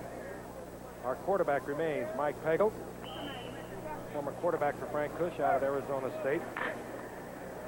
He had one game in his career, 1981, against Stanford. Howard, he threw for 7 touchdown passes, 466 yards.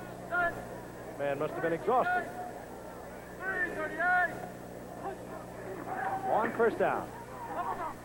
Fired, incomplete, intended for Postel, out on the right side.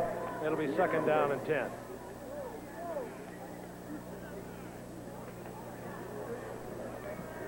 A lot of changes as we see Jeff Postel now.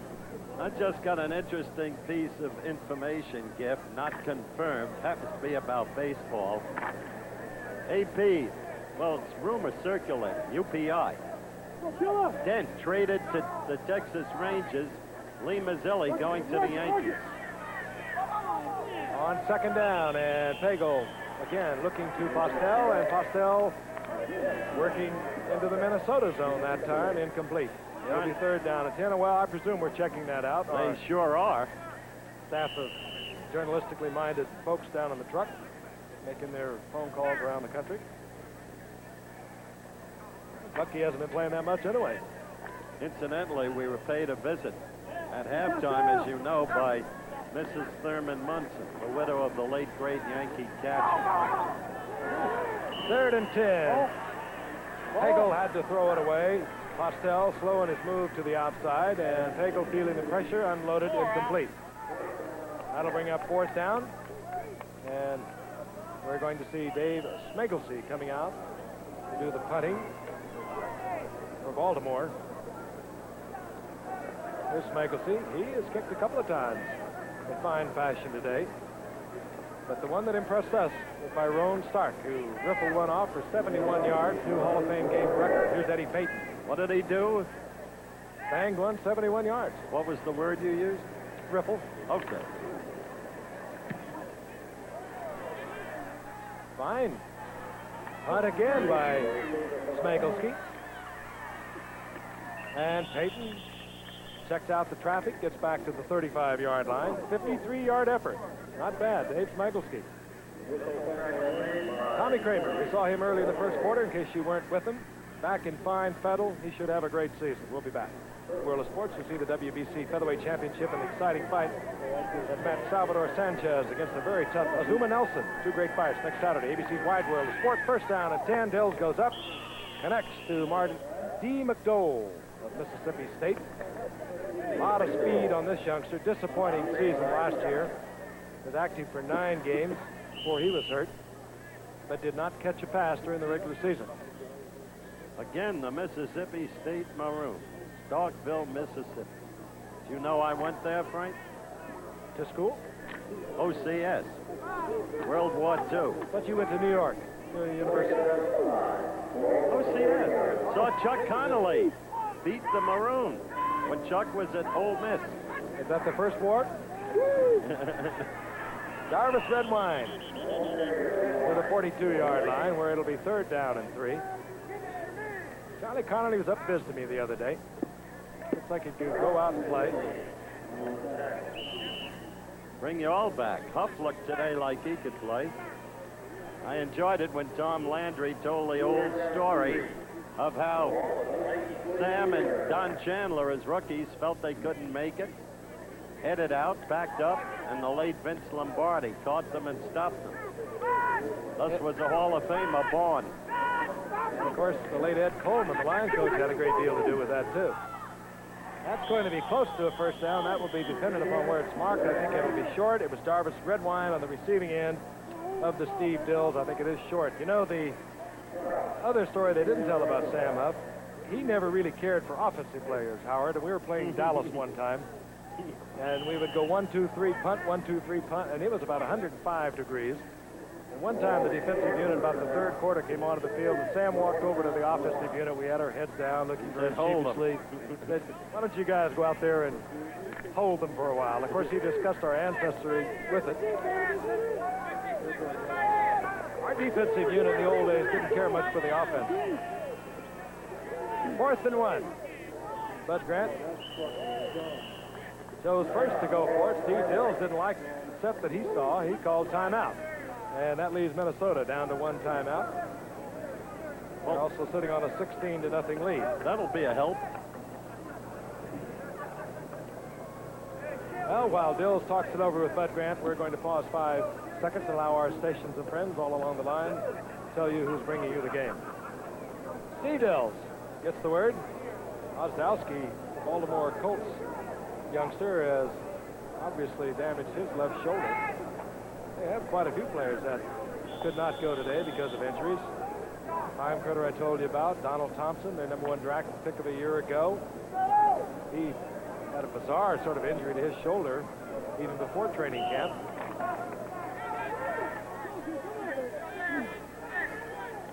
Set to go now. 4th down and 1, and they indeed will go for the first. Ball at Minnesota's 44-yard line.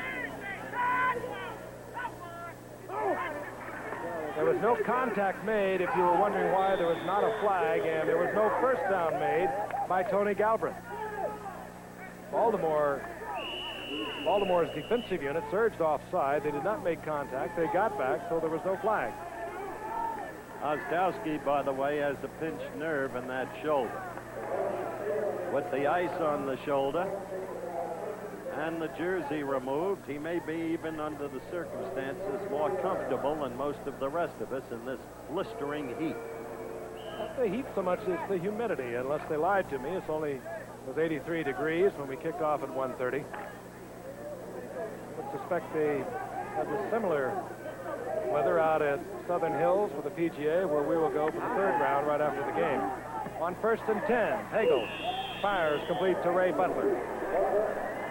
And Butler picks up a quick 8 yards to the 37-yard line, where it'll be 2nd down and 2.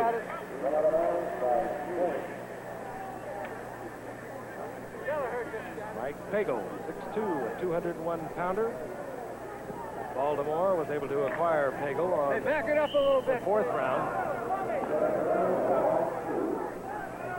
Impressive collegiate numbers for Pagel. Made a couple of years under Frank Tush. Randy McMillan. Pagel gets to work with the 1st unit. McMillan held short of the 1st down at the 35-yard line. It'll be 3rd down and about 1.5 yards. Krause of Baltimore. Good solid linebacker, Barry Krause. 1st round draft pick a couple of years ago. 3rd down along 1. Not a bad time in a game like this. Your coaches so choose for play action and try and get it all. Get yourself back into the game. That will not be the case as Curtis Dickey struggles up close to a 1st down. There's Curtis Dickey. He is a fine running back. Whether many of you had a chance to see the Baltimore-Dallas game, Baltimore, of course, overwhelmed in that, but he ran 67 yards for a touchdown in that game, and an electrifying run. He has great acceleration. He just needs a few more friends up front, as does McMillan. First and 10. Dickey picks it up. Hagel, all the time in the world, he's going deep.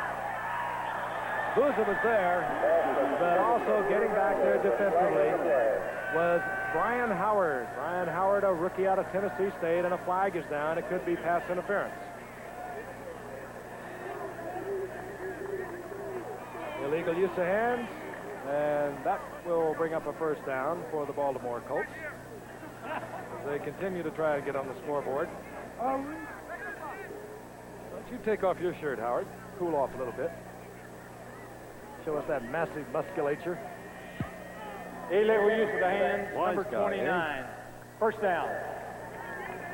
Well, I'm just trying to keep your attention. First and 10, 28-yard line. I think the Colts are having a hard time keeping Mr. Cush's attention. Booza, incomplete. He was there in between the two-man zone. Overthrown. Maybe that's the story right there. Well, she's had a long morning. She probably went to the parade. She went to the ceremonies. Probably didn't want to go to any of them. You realize the number of people who watched that parade?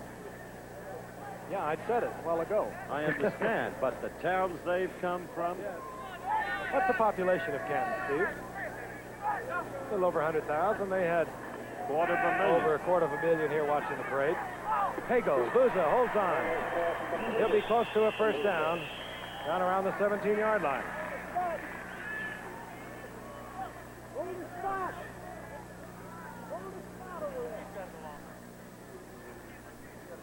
Here's our broadcast booth. The little round man in the middle, Steve Bazika, who lives here in Canton, Ohio, been traveling and working with us for 10 years now. The coach is there on your right. First and 10, the ball is at the 16-yard line for Baltimore. This is their deepest penetration.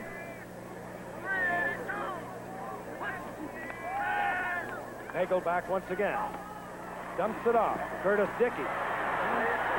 That's what Frank was talking about. Curtis Dickey, he gets his hands on the ball. He puts in the afterburner, and he can really accelerate, and now a flag is down.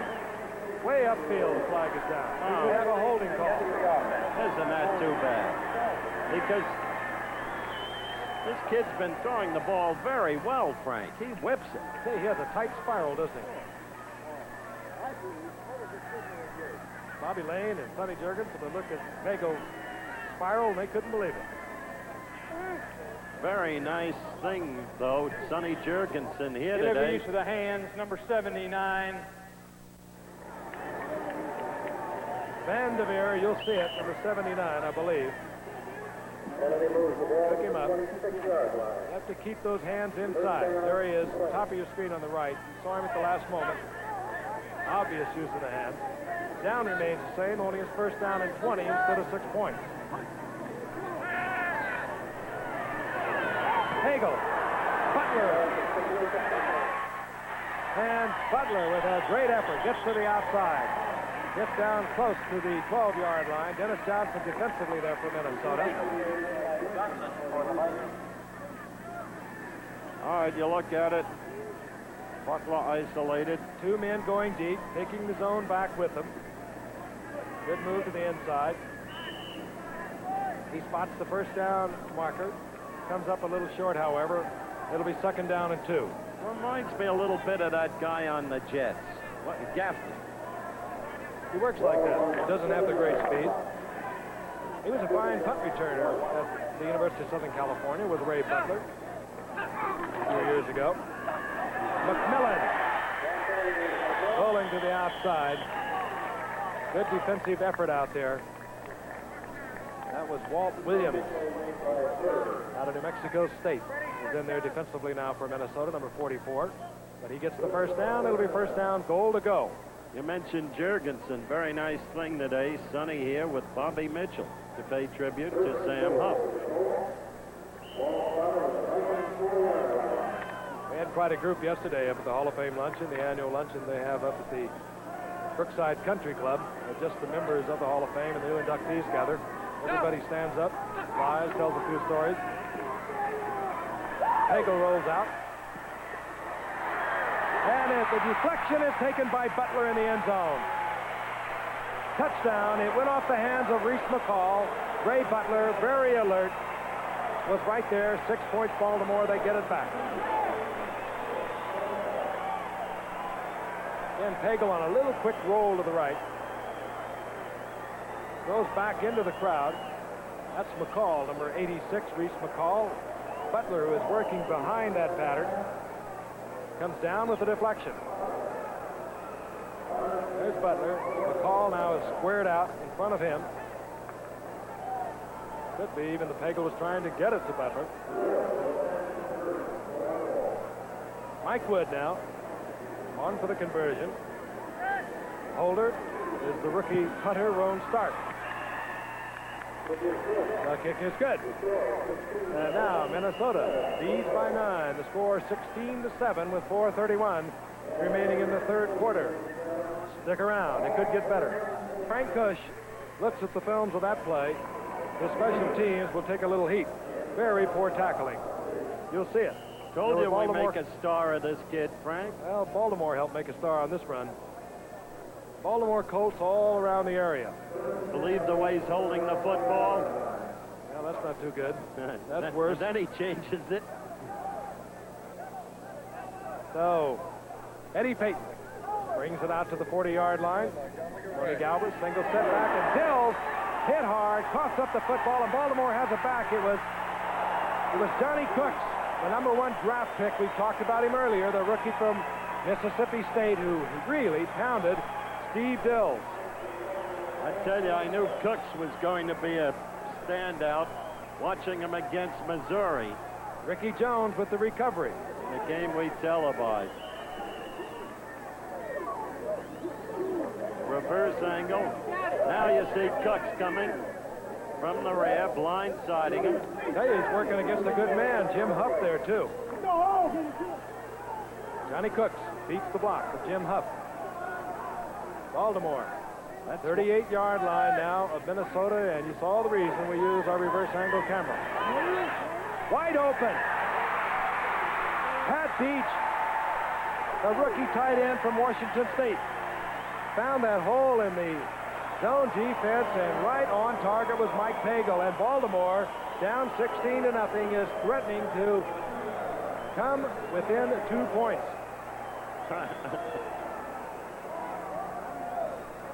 Stick around. It might get better. That's your new line, huh? Well, he was dragging just a bit a short while ago.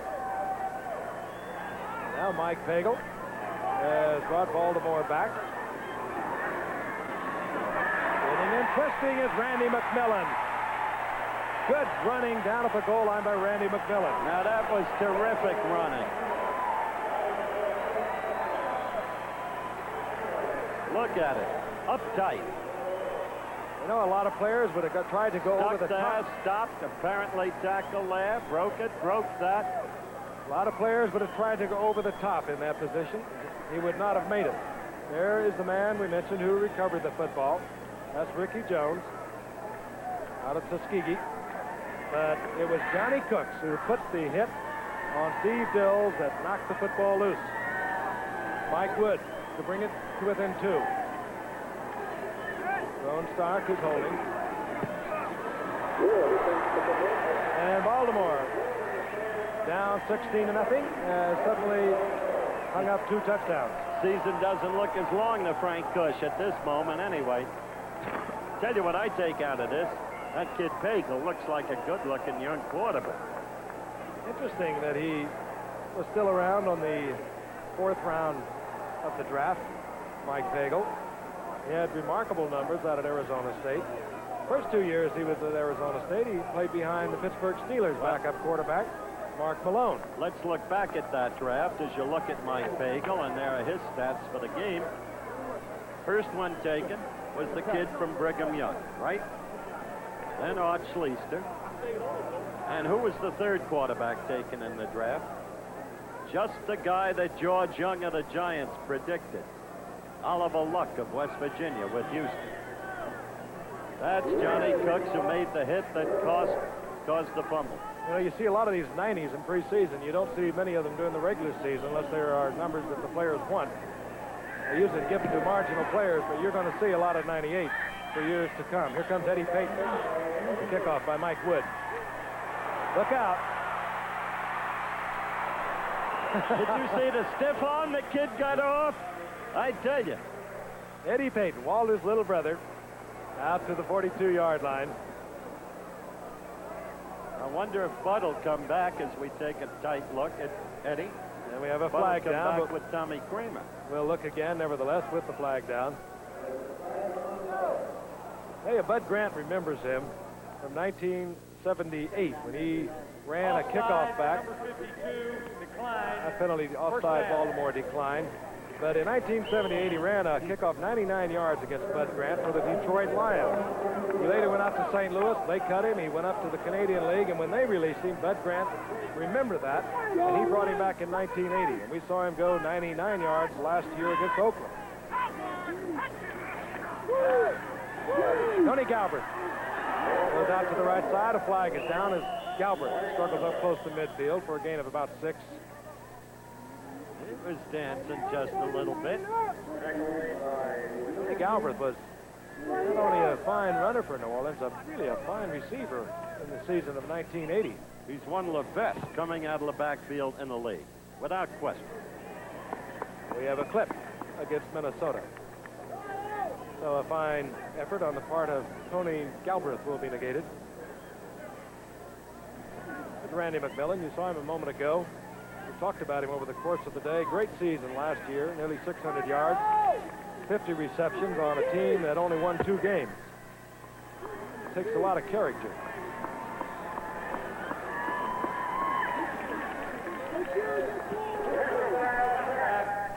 Number 82.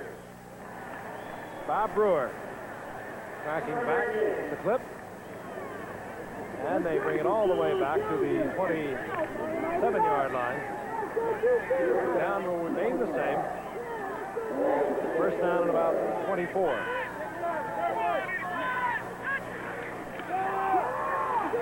Tony Galbraith tries to get outside. And the Baltimore Colts defensive team really playing kind of fired up football at this point. One thing Frank Cush has assured each and every one of his players and anyone who wants to listen to him that his team will be a conditioned team. Not only that, as he tells you how bad they all are, if he steals a few games, he becomes a hero. Good psychology, I know. It is good psychology, but I think he's being honest about it. He says he's going to wait till the cuts take place by the other teams. He's going to look at a lot of players, and I suspect he will. I think that might be, well, it's not Cooks again, but he was nearby. That was Ricky Jones.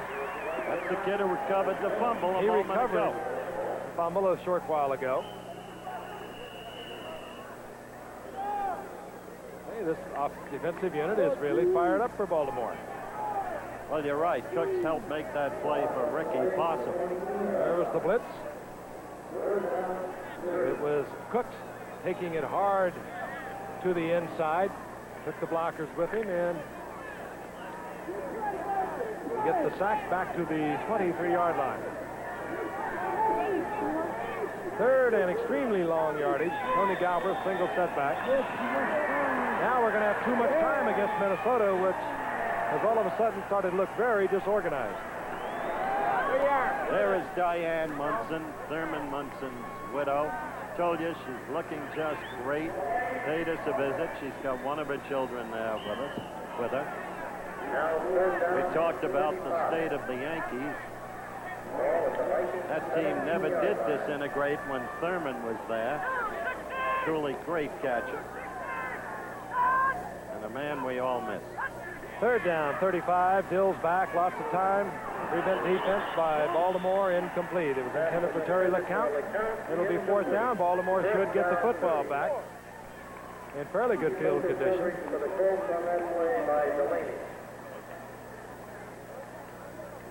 Again, lots of activity throughout the entire week here in Canton, Ohio on Hall of Fame week. Parade this morning. induction ceremonies just before the game. On 4th down, Amory Bowden is in. First-year man out of the University of Minnesota Duluth. 4th down and 35. Morgan Reeves is deep for Baltimore at about his own 38-yard line. Probably too much respect for Bowden. Indeed, it was. Fair catch called for and made by Booza at the 47-yard line, and another flag is down. Well, Baltimore, I'm sure, is hoping that's not against them because they have good field position.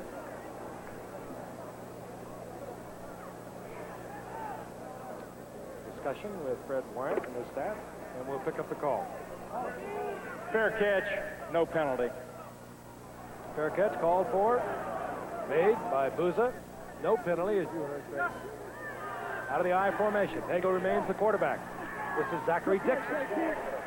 Dixon tries to get outside. Not much happening there. Gets back to the line of scrimmage. Maybe squeezes a yard out as Dennis Johnson defensively played it well for Baltimore. And now out of the game comes Zachary Dixon.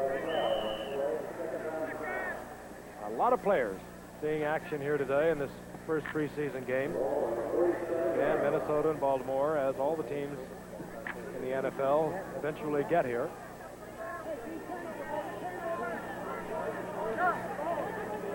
Second down and 9. Hagel tries to go out to the big tight end, Thomas Allen. That ball overthrown. Allen was open. Another rumor, not confirmed, that Tommy John goes to the California Angels for Bruce Keeson. They going to have anyone left? I don't know. Georgie Porgy is compulsive, impulsive, irrepressible. And he has been a winner.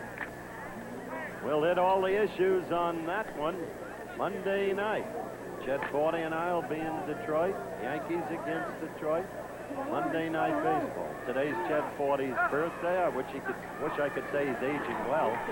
3rd and 9. Hagel under fire, has to unload it out of the general area of Zachary Dixon. They tried to set a screen up.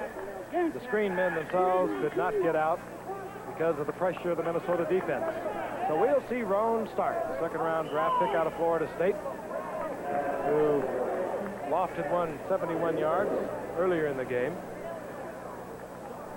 Eddie Payton, who's provided perhaps most of the excitement we've seen here this afternoon in terms of breaking any kind of big plays. And that would not have to be much. Left-footed kicker. Start. Perhaps would have been better advised to have kicked the ball high and got a little coverage.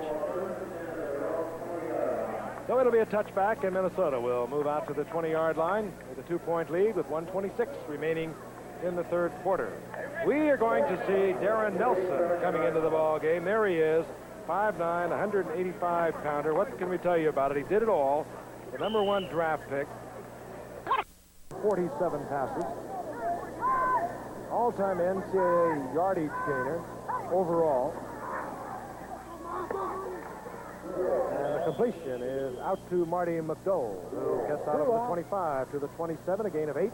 It'll be second down and 2. Sid Justin there defensively for Baltimore. But as Howard mentioned earlier, with the Vikings moving to the artificial surface in the Hubert Humphrey Metrodome, it's very quick, and so is Darren Nelson. He had some great performances on artificial surfaces over his years at Stanford. Very bright young man. Trying to hit the gap, and right on target was Hill to Marty McDowell. Catching it right between the defenders. Yeah, Ricky Jones was trying to claim that he caught it out of bounds. No, he caught it inbounds, was hit out in flight. Another Minnesota first down. You'll see the reception from the reverse angle. Right between the two defenders. They're in their zone. See? And he only got the 1 foot down, but he was hit by the defender, knocked out of bounds. That's a completion. 46-yard line. Here comes Darren Nelson. Nelson breaks to the outside. Gains a couple. Darren was reluctant, you'll remember, to sign with the Vikings. He said he wanted to play in California if he could. primarily California. I like the way he put it, though. He said, I don't want to dance to disco to country music. Bud Grant says, we play polka up here. I'll tell you this, he couldn't be with a better team for his talent. He is really going to get every kind of opportunity. Not only over 1,000 yards rushing last year, he had 67 receptions. That's the kind of back the Vikings like. 2nd down and 7. That's Nelson. Comes down with the football, short of the first down. It'll be 3rd down and 1 as the final seconds expire here in the 3rd quarter. So that is one pick, Darren Nelson. Darren Nelson will probably see some action. Why did you draft him number 1? Well, he's an exciting football player. I don't want to compare him to anybody in our league, but because I think he can establish his own credentials as he goes along and maybe be compared to.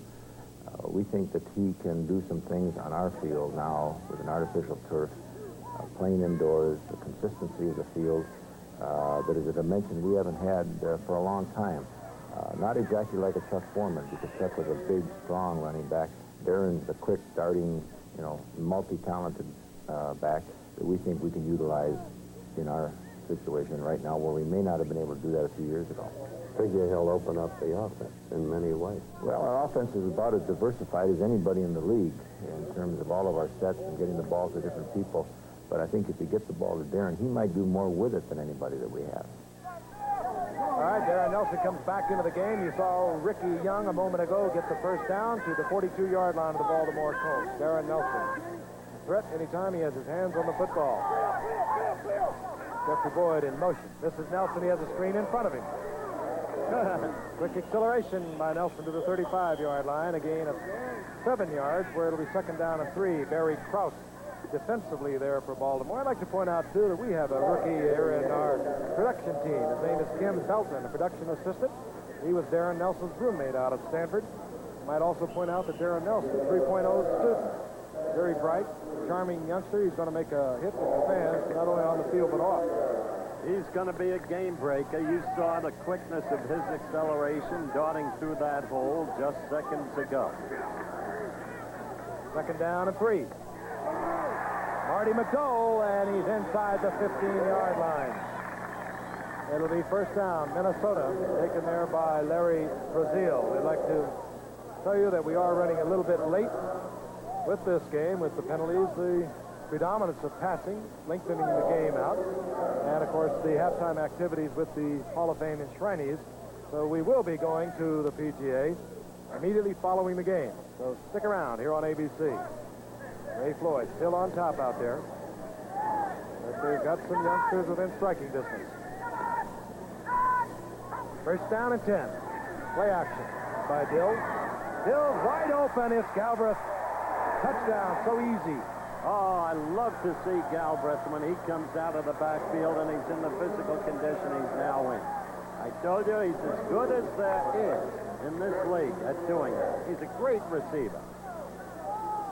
He did this so frequently with New Orleans. Archie Manning hitting him on, I think he had 60 receptions, if I'm not mistaken, year before last, before being traded to Minnesota. He fits right into Bud Grant's offensive patterns, as does Darren Nelson.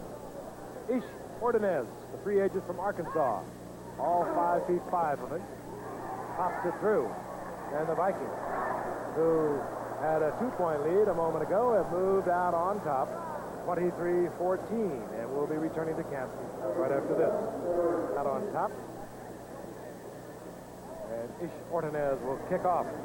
Morgan Reeves is deep for Baltimore, who had something going a short while ago. They put together 2 quick touchdowns. Minnesota came right back, however. Hard to handle football, picked up by Reeves. Looking for the gap, and he found one. Morgan Reeves out to the 45-yard line. Steve Jordan making the stop. And we will see Mike Pagel again at quarterback. Let me tell you, Morgan Reeves has had a couple of bursts there. He doesn't look half bad. This is the guy who was in the Lions training camp a year ago. Didn't make it. Okay, he runs with a lot of style on the kickoff. It's a very difficult thing to do as one of the Viking players is down on the field. Running back kickoffs is takes a certain breed, if you will. You cannot identify that Viking player at the moment. We'll not speculate on who it is. His number is obviously obscured.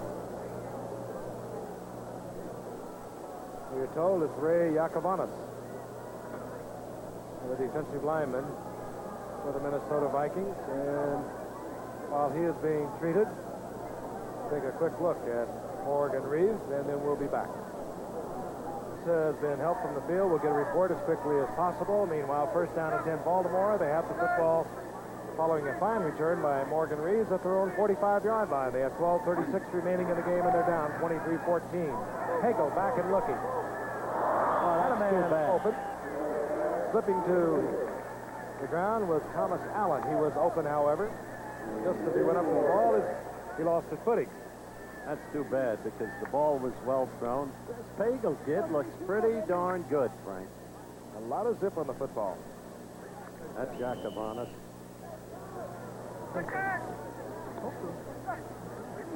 Looking at the right knee of Ray Yakovlev. And they're putting ice on the left knee. Maybe they were comparing the looseness of the right against that of the left. Second down and 10. Boy, that was a well-thrown ball and a superb catch by the youngster, Matt Buza.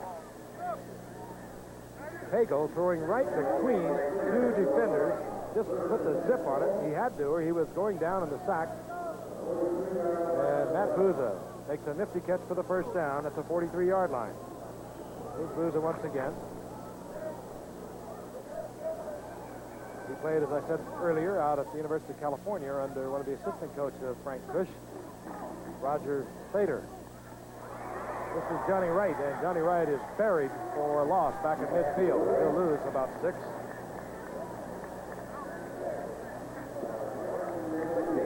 So that will bring up long yardage for Mike Nagel. Matt Buza back in the ball game, number 15. Second down, we'll call it 16. Warm, long day for both of these football teams. We're watching a lot of players. Half of them, almost half of them, will not be around at the start of the football season. They're trying to earn jobs with play today. A little overthrown. Ray Butler extending his arms. Matt Blair felt he should have had it, extended his arms in dismay. However, Yakovlev has a twisted knee. I doubt that he'll be back. That remains to be seen. Ray Yakovlev heard on the kickoff a few moments ago. Diagnosis, twisted knee. Third down, 16.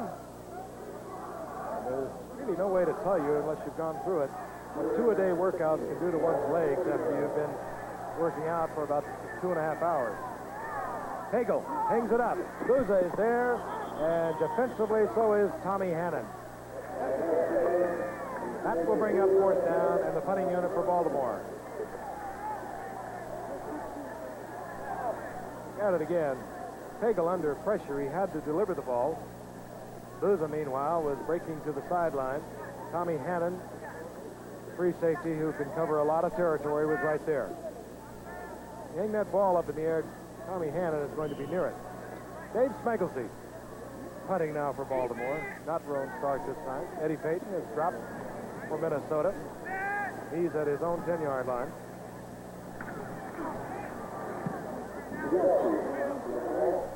Smegelsey looks for the corner, and how do you like that?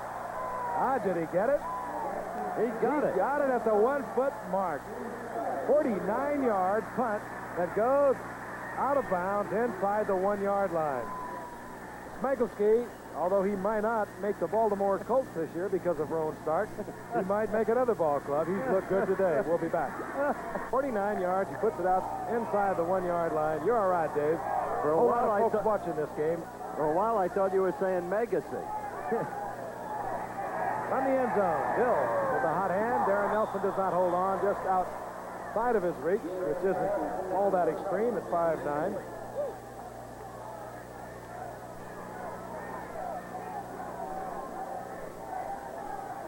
Darren Nelson, I spoke of his speed. He has 4.4 40 speed. He has run 10.34 for 100 meters, and we're going to watch this from the end zone with a handheld camera. And he decides to put it in the air, then Director Chet Forty made a mistake. He did not. Tony Galbraith, right side, trying to give quarterback Steve Dills a little breathing room. Dills with a fairly hot hand. He's 23 of 36 for 277 yards thus far in relief of Tommy Kramer in the first quarter. Keep the camera back out of the white. By the way, holds the Hall of Fame record for yardage at 240 yards, put back in 1964. We'll look at it again. It's third down and 8. Dills going deep. Incomplete. Marty McGold is racing down the sidelines as you were trying to stay with us. That'll bring up fourth down. And it'll be pressure for the Minnesota punter. And Minnesota will not be able to utilize a total spread punt coverage because of their proximity to the goal line. There are still more than 10 minutes left in this game. And Baltimore should get relatively good field position. Jeffrey Wilson comes in to do the punting. He must keep in mind he cannot step out of the end zone or it's a safety. So if he gets a bad snap, he is got to go up for it and come down within the end zone. Oh, fine kick by Jeffrey Wilson, a rookie from Montana State. And here comes Morgan Reeves. There goes Morgan Reeves. What a kick. We have not seen great football play today by obviously tired football players here in the early season, but we have seen some superb punting. Jeffrey Wilson, we've had Dave Smagelski. We've had Roan Stark with a 71-yarder for a new Hall of Fame game record. And we watched a youngster named Mike Pagel right there. Looking like he has a lot of promise as a pro quarterback. I like Smagelski. You like to hear me say it.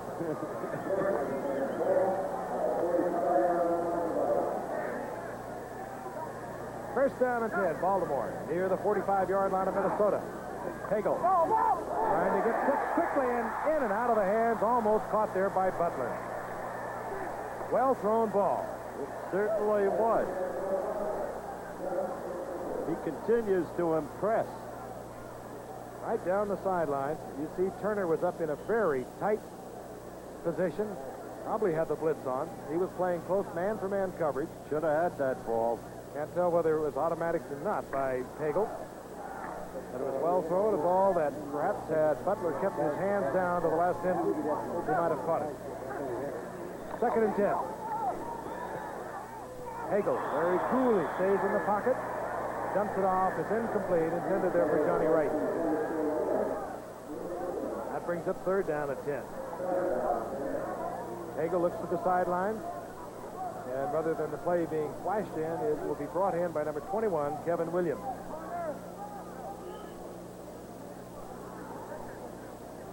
20th annual Hall of Fame game. Structure just on the other side of the grandstand. You see across the field. Beautifully laid out. Pagel has running room. Pagel spots the first down marker, steps across it out of bounds as Fred McNeil was right there breathing hot breath down his neck. But it's a pickup of 11 and a first down for Baltimore.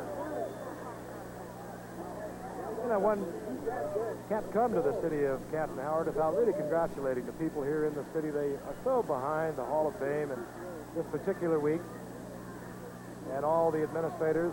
There's about as much community spirit here as you could find anywhere. It is just tremendous. I have a deep feeling for this weekend. Means a very great deal. And the penalty flag goes down. It goes against Minnesota. We'll get the call from Fred Wyant. Coach Cush has some thinking to do. Personal foul, number 54. First down. Fred McNeil, guilty. Coach Cush described the kind of competition he expects between Pagel and Schleister. And there'll be days when Pagel may not be so good and Schleister will excel. He's done, he can develop not one, but two quarterbacks. Be very interesting. The ball moved inside the 20 on the penalty. First down and 10. Hagel rifles one out, intended for Butler and almost picked off there. Curtain off. Strong safety. Right in the pattern. 9 minutes, 39 seconds remaining here in the game. 23-14, Minnesota over Baltimore. Hagel, as we told you earlier, had an exceptional career at Arizona State. And really came into his own last year after playing a couple of years behind Mark Malone of the Pittsburgh Steelers now. 29 touchdown passes from Hagel a year ago. Hands off inside. Big opening for Marvin Sims. Sims down just short of another first down where it'll be third and short. Take a look at it. Yeah, we get a cross block between the center and the left guard, and a good one it was. And a big opening. Tommy Hannon has to meet it head on, but Terry Crouch crossed with the center, Ray Donaldson. Big opening.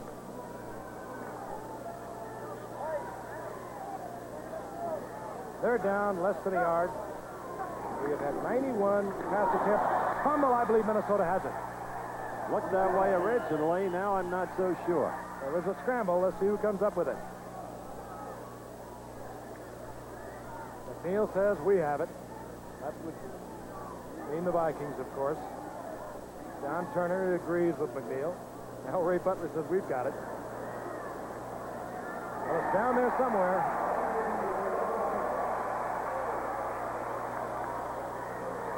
Minnesota recovers the football. One of those bodies had it. Bottom of that pile, I think it was Mullaney who came up with it. Looked like number 77. Take a look at it once again. From the reverse angle, I don't think you'll see the recovery. There is Marvin Sims. He just left it there. And I think it was Mullaney who finally wound up with it. In any event, it'll be first down and 10 Minnesota with a 23-14 lead, 8:56 remaining in the game. They had the ball inside their own 11-yard line. Jeffrey Boyd in motion for Minnesota, and here comes Darren Nelson. Darren Nelson, who would be well advised to shift that football to the right arm when he's running right.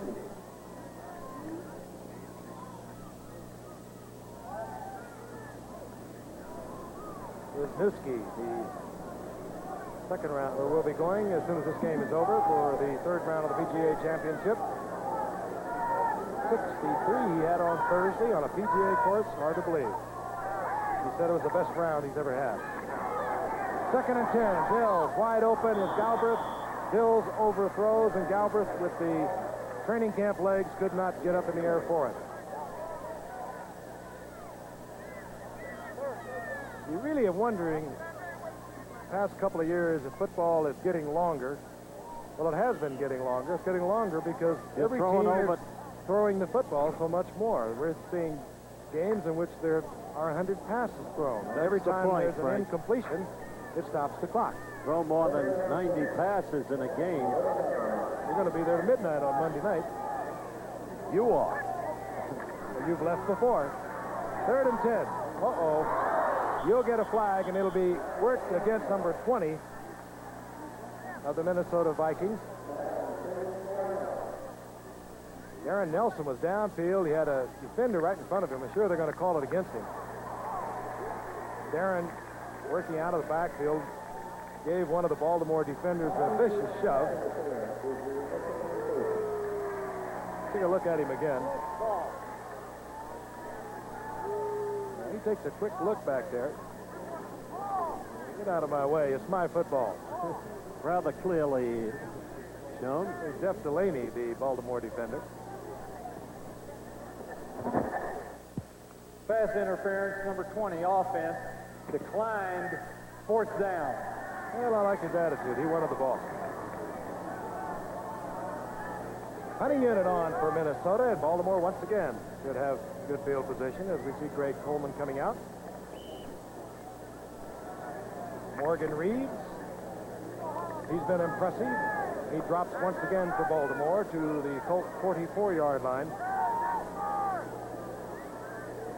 Not bad numbers. 4 returns, 87 yards. A couple of big kickoff returns. Colts are looking for a return man. It does not turn over for Coleman. It'll be short. At midfield is Morgan Reeves. Well, that time Reeves lost his footing at the 46-yard line. It'll be 1st and 10 Baltimore. So the Baltimore Colts down by 9 points. We'll have an opportunity once again, and we'll be back in a moment. All 47-yard line, 1st down and 10. Again, they're down by 9 points. Quarterback is Mike Pagel. We saw David Hum earlier. We saw Slusher. We saw Pagel, and Pagel will be sacked by Fred McNeil, who got there first. They'll mark it somewhere up around the 40-yard line, I do believe. Loss of about 13 yards. In fact, they'll mark it up around the 42-yard line. So it'll be 2nd down and 20. And now people are beginning to depart. They've had a long day. It all began with the parade at 8:30. Again, for me, it's 5 in the morning. Canton, Ohio's day. Hall of Fame day. Sam Huff went in. Merlin Olsen. Doug Atkins. George Musso. Hagel gets rid of the ball just before he is sacked. Hustling in was Doug Martin. We did not expect to see Doug Martin, who stays on the turf right now. Doug Martin has a very sore leg, and he is in quite a battle for a starting position with Randy Holloway. Doug had been the starter last season. #1 draft pick in 1980, Doug Martin. And then Randy Holloway just beat him out of that position. So it's been quite a spirited battle to see who is going to be the starter on the right side of the 3-4 defense of Minnesota between Randy Holloway and Doug Martin.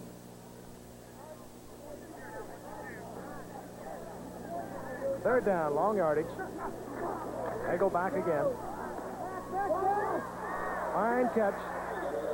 Out there was Marvin Sims, who should have perhaps hustled a little more quickly to get to his feet. He had not been touched by a defender. The feet do not get under you so quickly in training camp. Ron Stark comes in. The big youngster out of Florida State. Looks left-footed.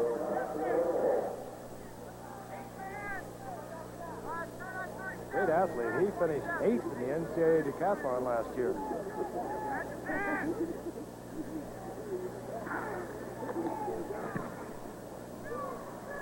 This one does not turn over and is taken there by Tommy Hannon. Flag is down and Hannon is down at the 28-yard line. 32-yard effort by Roan Stark, who has shown us some superb punting and some not so superb punting, such as that case. Hannon stays down on the turf. He has been erratic. Hannon appears to be in pain. He fielded the short punt. And while they work on Tommy Hannon, we'll keep you up to date. Steve Dills has turned in most of the quarterbacking duty today for Minnesota. Been effective in the air. And he stays there. And this is Steve Jordan, the tight end, a rookie from Brown University. Engineering graduate there is Steve Jordan, 7th round draft pick.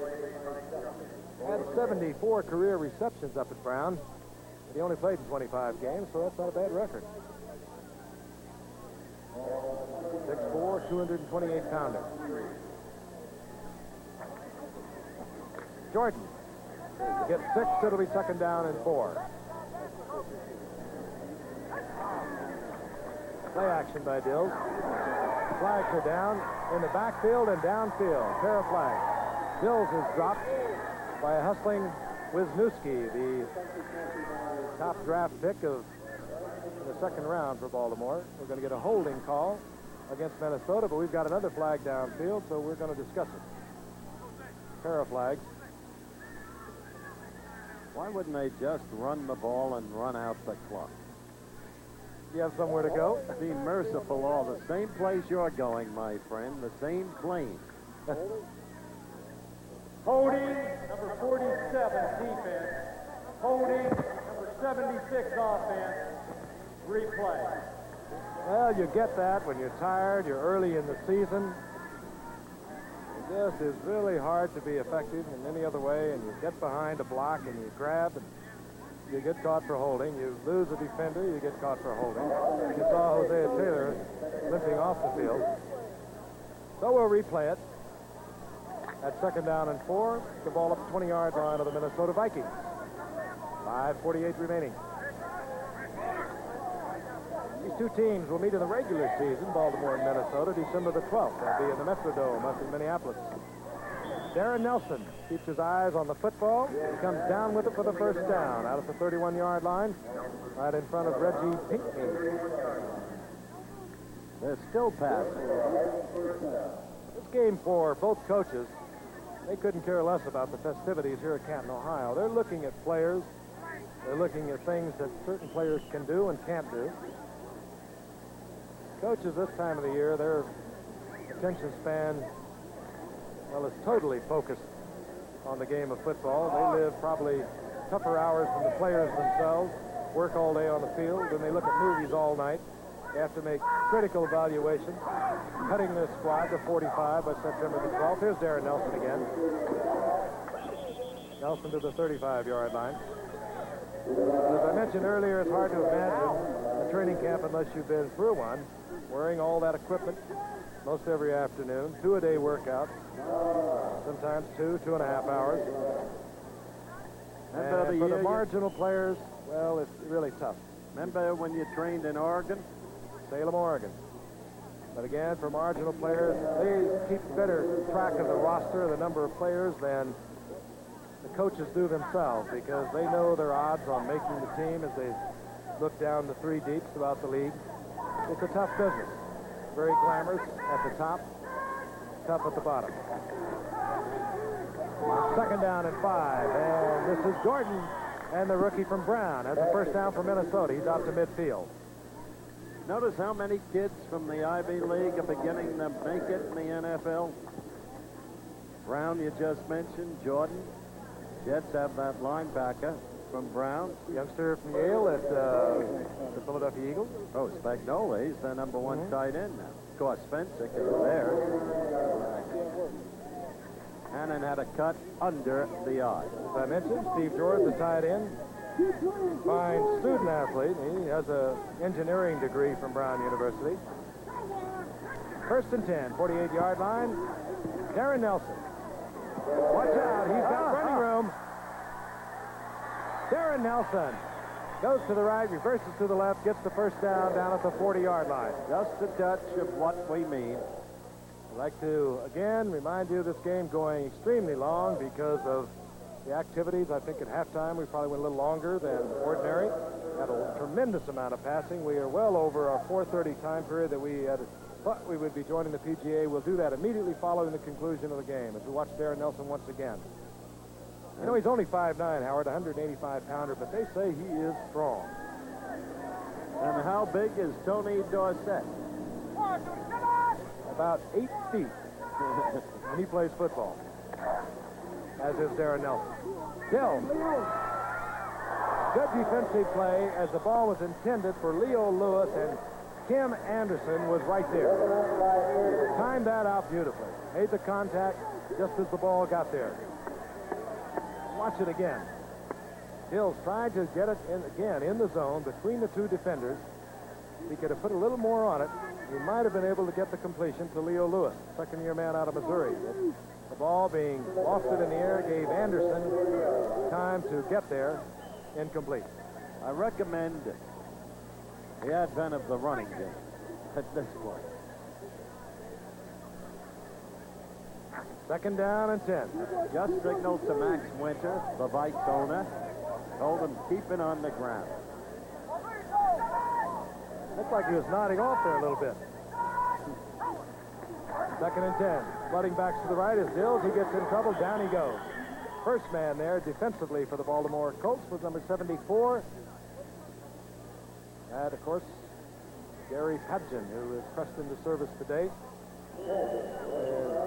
Frank, before we go off the air, we have not dealt in any depth with the issue of the strike threat and the owners. Reason? The owners, and here their position, I think, is totally tenable. I expressed that on the Brinkley show last Sunday. Do not want to bargain openly. Mr. Garvey has made any number of appearances. He's had the opportunity to express his views, as on the Brinkley show last Sunday and Sports Beat the week before.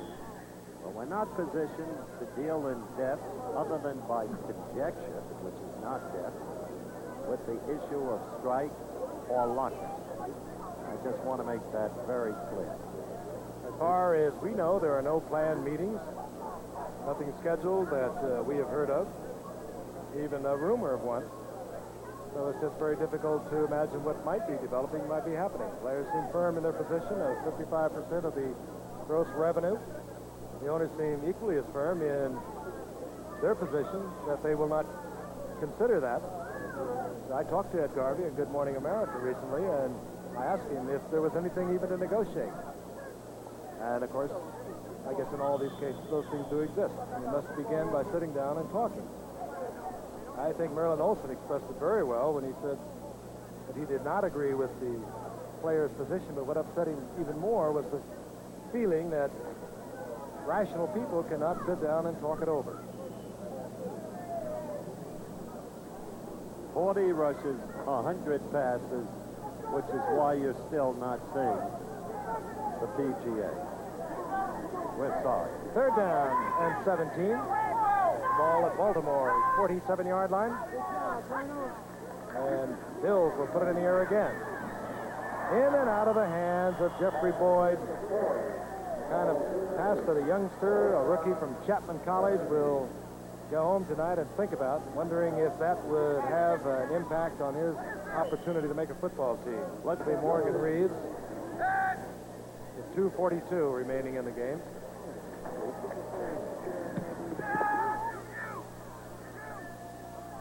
Reeves at the 13-yard line, captured there at the 15-yard line, where Baltimore will take over 1st and 10. I want to remind you, as we customarily do, this telecast is presented by authority of the National Football League. It's intended for the private use of our audience. Any rebroadcast or other use of the telecast without the express written consent of the National Football League is prohibited. As we see yet another quarterback coming into the lineup for Baltimore, this is Ron Meehan. He is a free agent out of Towson State. He was cut by the Oakland Raiders last year in a tryout. He's back trying to make it in the big leagues once again with the Baltimore Colts. He's 6'4", 219-pounder. Again, Towson State, which is nearby Baltimore. Reeves steps out of bounds at the 20-yard line. At the 19-yard line. A gain of 4. It'll be 2nd down and 6, and we'll look once again at the new enshrinees. Doug Atkins, defensive end. Chicago Bears, brief earlier stint with Cleveland, wind up with New Orleans. Sam Huff, and then George Musso and Merlin Olsen. All inducted today. All really defensive linemen, although Musso played both ways. Merlin Olsen, what can you say about him? He was the best I think I've ever seen at that position in terms of just absolute steady play. On 2nd down and 6. Pass.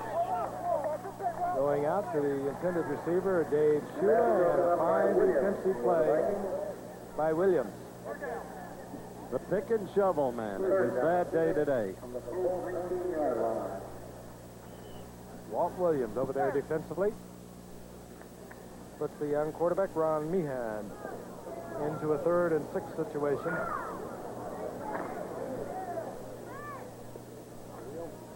As the hour grows late.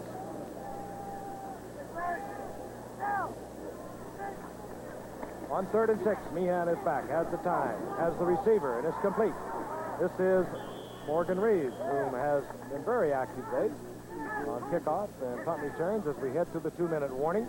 And Baltimore will quickly try to get a play off before the warning so they can conserve the timeouts they have.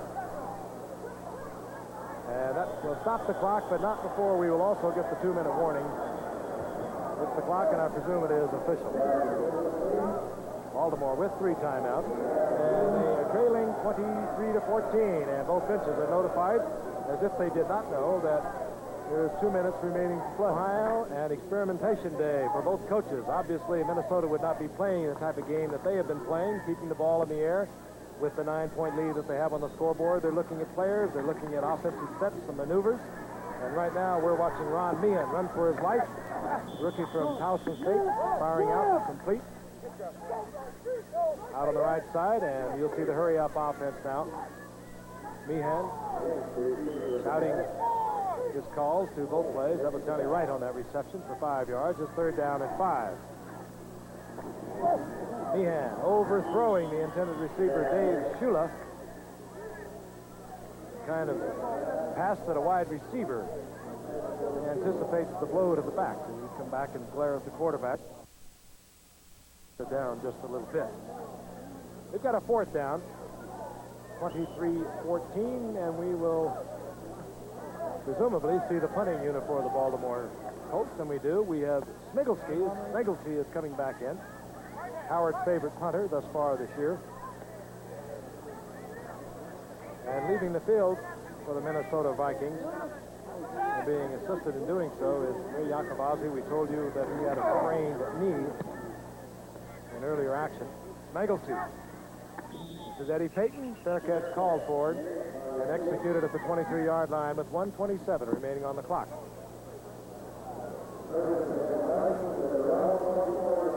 So we will now see a 3rd quarterback for the Minnesota Vikings. If you were with us on that Monday night early in the season a year ago, Wade Wilson, of course, came in for Steve Dills against the Oakland Raiders. Steve Dills was in the lineup because Tommy Kramer had a sore knee. Wade Wilson came in and shockingly delivered a couple of very fine passes. It was shocking. I wonder if they're going to pass now. I think we'll see the ball on the ground. Like I said, we'll see the ball on the ground. You did, but not the way you expected. Stop the clock. Down at 10. 1:23 remaining in the game.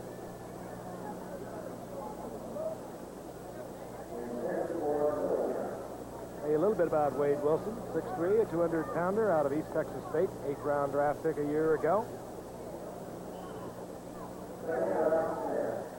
24-yard line.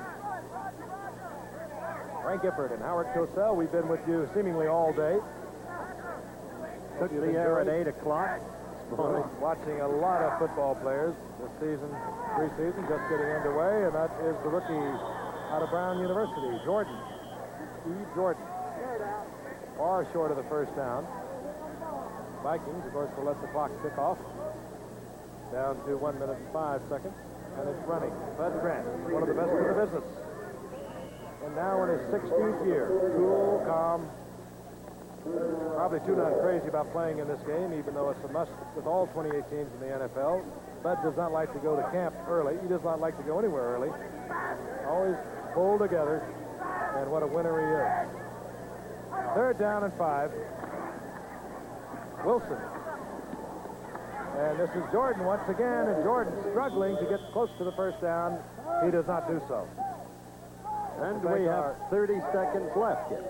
Thank our stats and research man, Jerry Klein, our spotter, Steve Bazika, back in his hometown of Canton, Ohio. Thank him, quite frankly, for standing on their feet for some 4.5, 5 hours. Tell you once again, as we have over the many years. But again, they're not playing the game necessarily for you or for me or for the fans that remain here. They're playing it to look at players who are going to go through the long season ahead.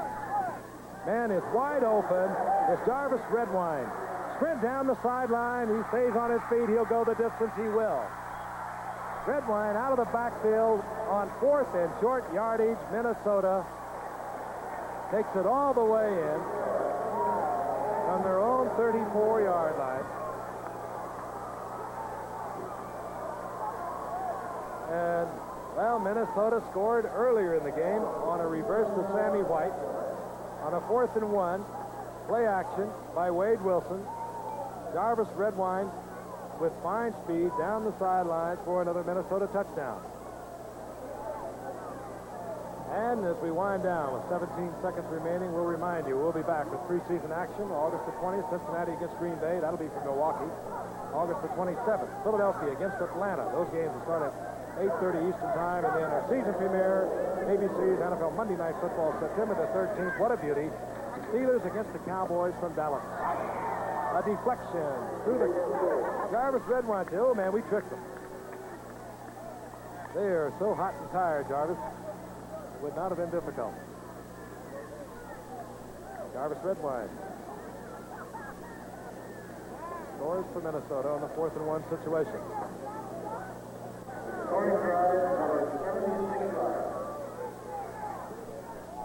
The Special Club, Oklahoma for the PGA Championship. Once again, that major, perhaps has eluded Tom. We have 17 seconds on the clock. Dan Meyer will kick off. Vikings now leading 30-14. Short kick, and Baltimore held possession at the 40-yard line. Jeff Zietze was right there. Frank Kush, there's a big job ahead. He's facing it. He's very honest. He was very honest with me, honest with Howard, honest with the press, honest with the players. He's been honest with the coaches. He said, we do not have the personnel to be competitive at the moment. He told his assistant coaches, don't buy homes. And I'm going to do it my way. That means conditioning. That means I'm the authority. Ask Roger Carr. He was suspended. And he was outspoken against coaching tactics of Frank Kush. Said he wanted to be traded. Baltimore says they will trade him if they get the right offer, and only if they get the right offer. Tommy Kramer, glad to see him back on the track. Had a great visit with him following his rehabilitation period out of the Dinah Shore Golf Classic. Art Schleister, Impressive, I thought, Howard. to a degree. The most impressive one for Baltimore was Mike Pate. And that's David Hum, a veteran on the left. Perhaps. Second down and 10 for Baltimore. 10 seconds remaining in the game.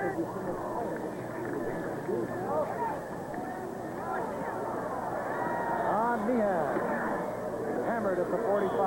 That's his helmet, I think, that came out. And the clock shows 1 second remaining. Stopped by the whistle, and a flag has fallen. Meehan was really popped. It's going to be marked off against Minnesota. And here's the call. Personal foul. Unnecessary roughness, number 90. First down. Wendell Ray. Unnecessary roughness. I don't think I have to elaborate. I think you saw it. We hope you have enjoyed our day, and again, we'll be going right out to Tulsa for the PGA Championship. Third round action. Raymond Floyd with a great start on Thursday, a 63. Still in command there. Meehan, on the final play of the game, fires to Dave Shula, incomplete. And that closes it out. 30-14, Minnesota over the Baltimore Colts in the 20th annual Hall of Fame game. Again, the final, 30-14, the Vikings over the Colts. Remember, stay tuned than any other airline. That's what Friendly Skies.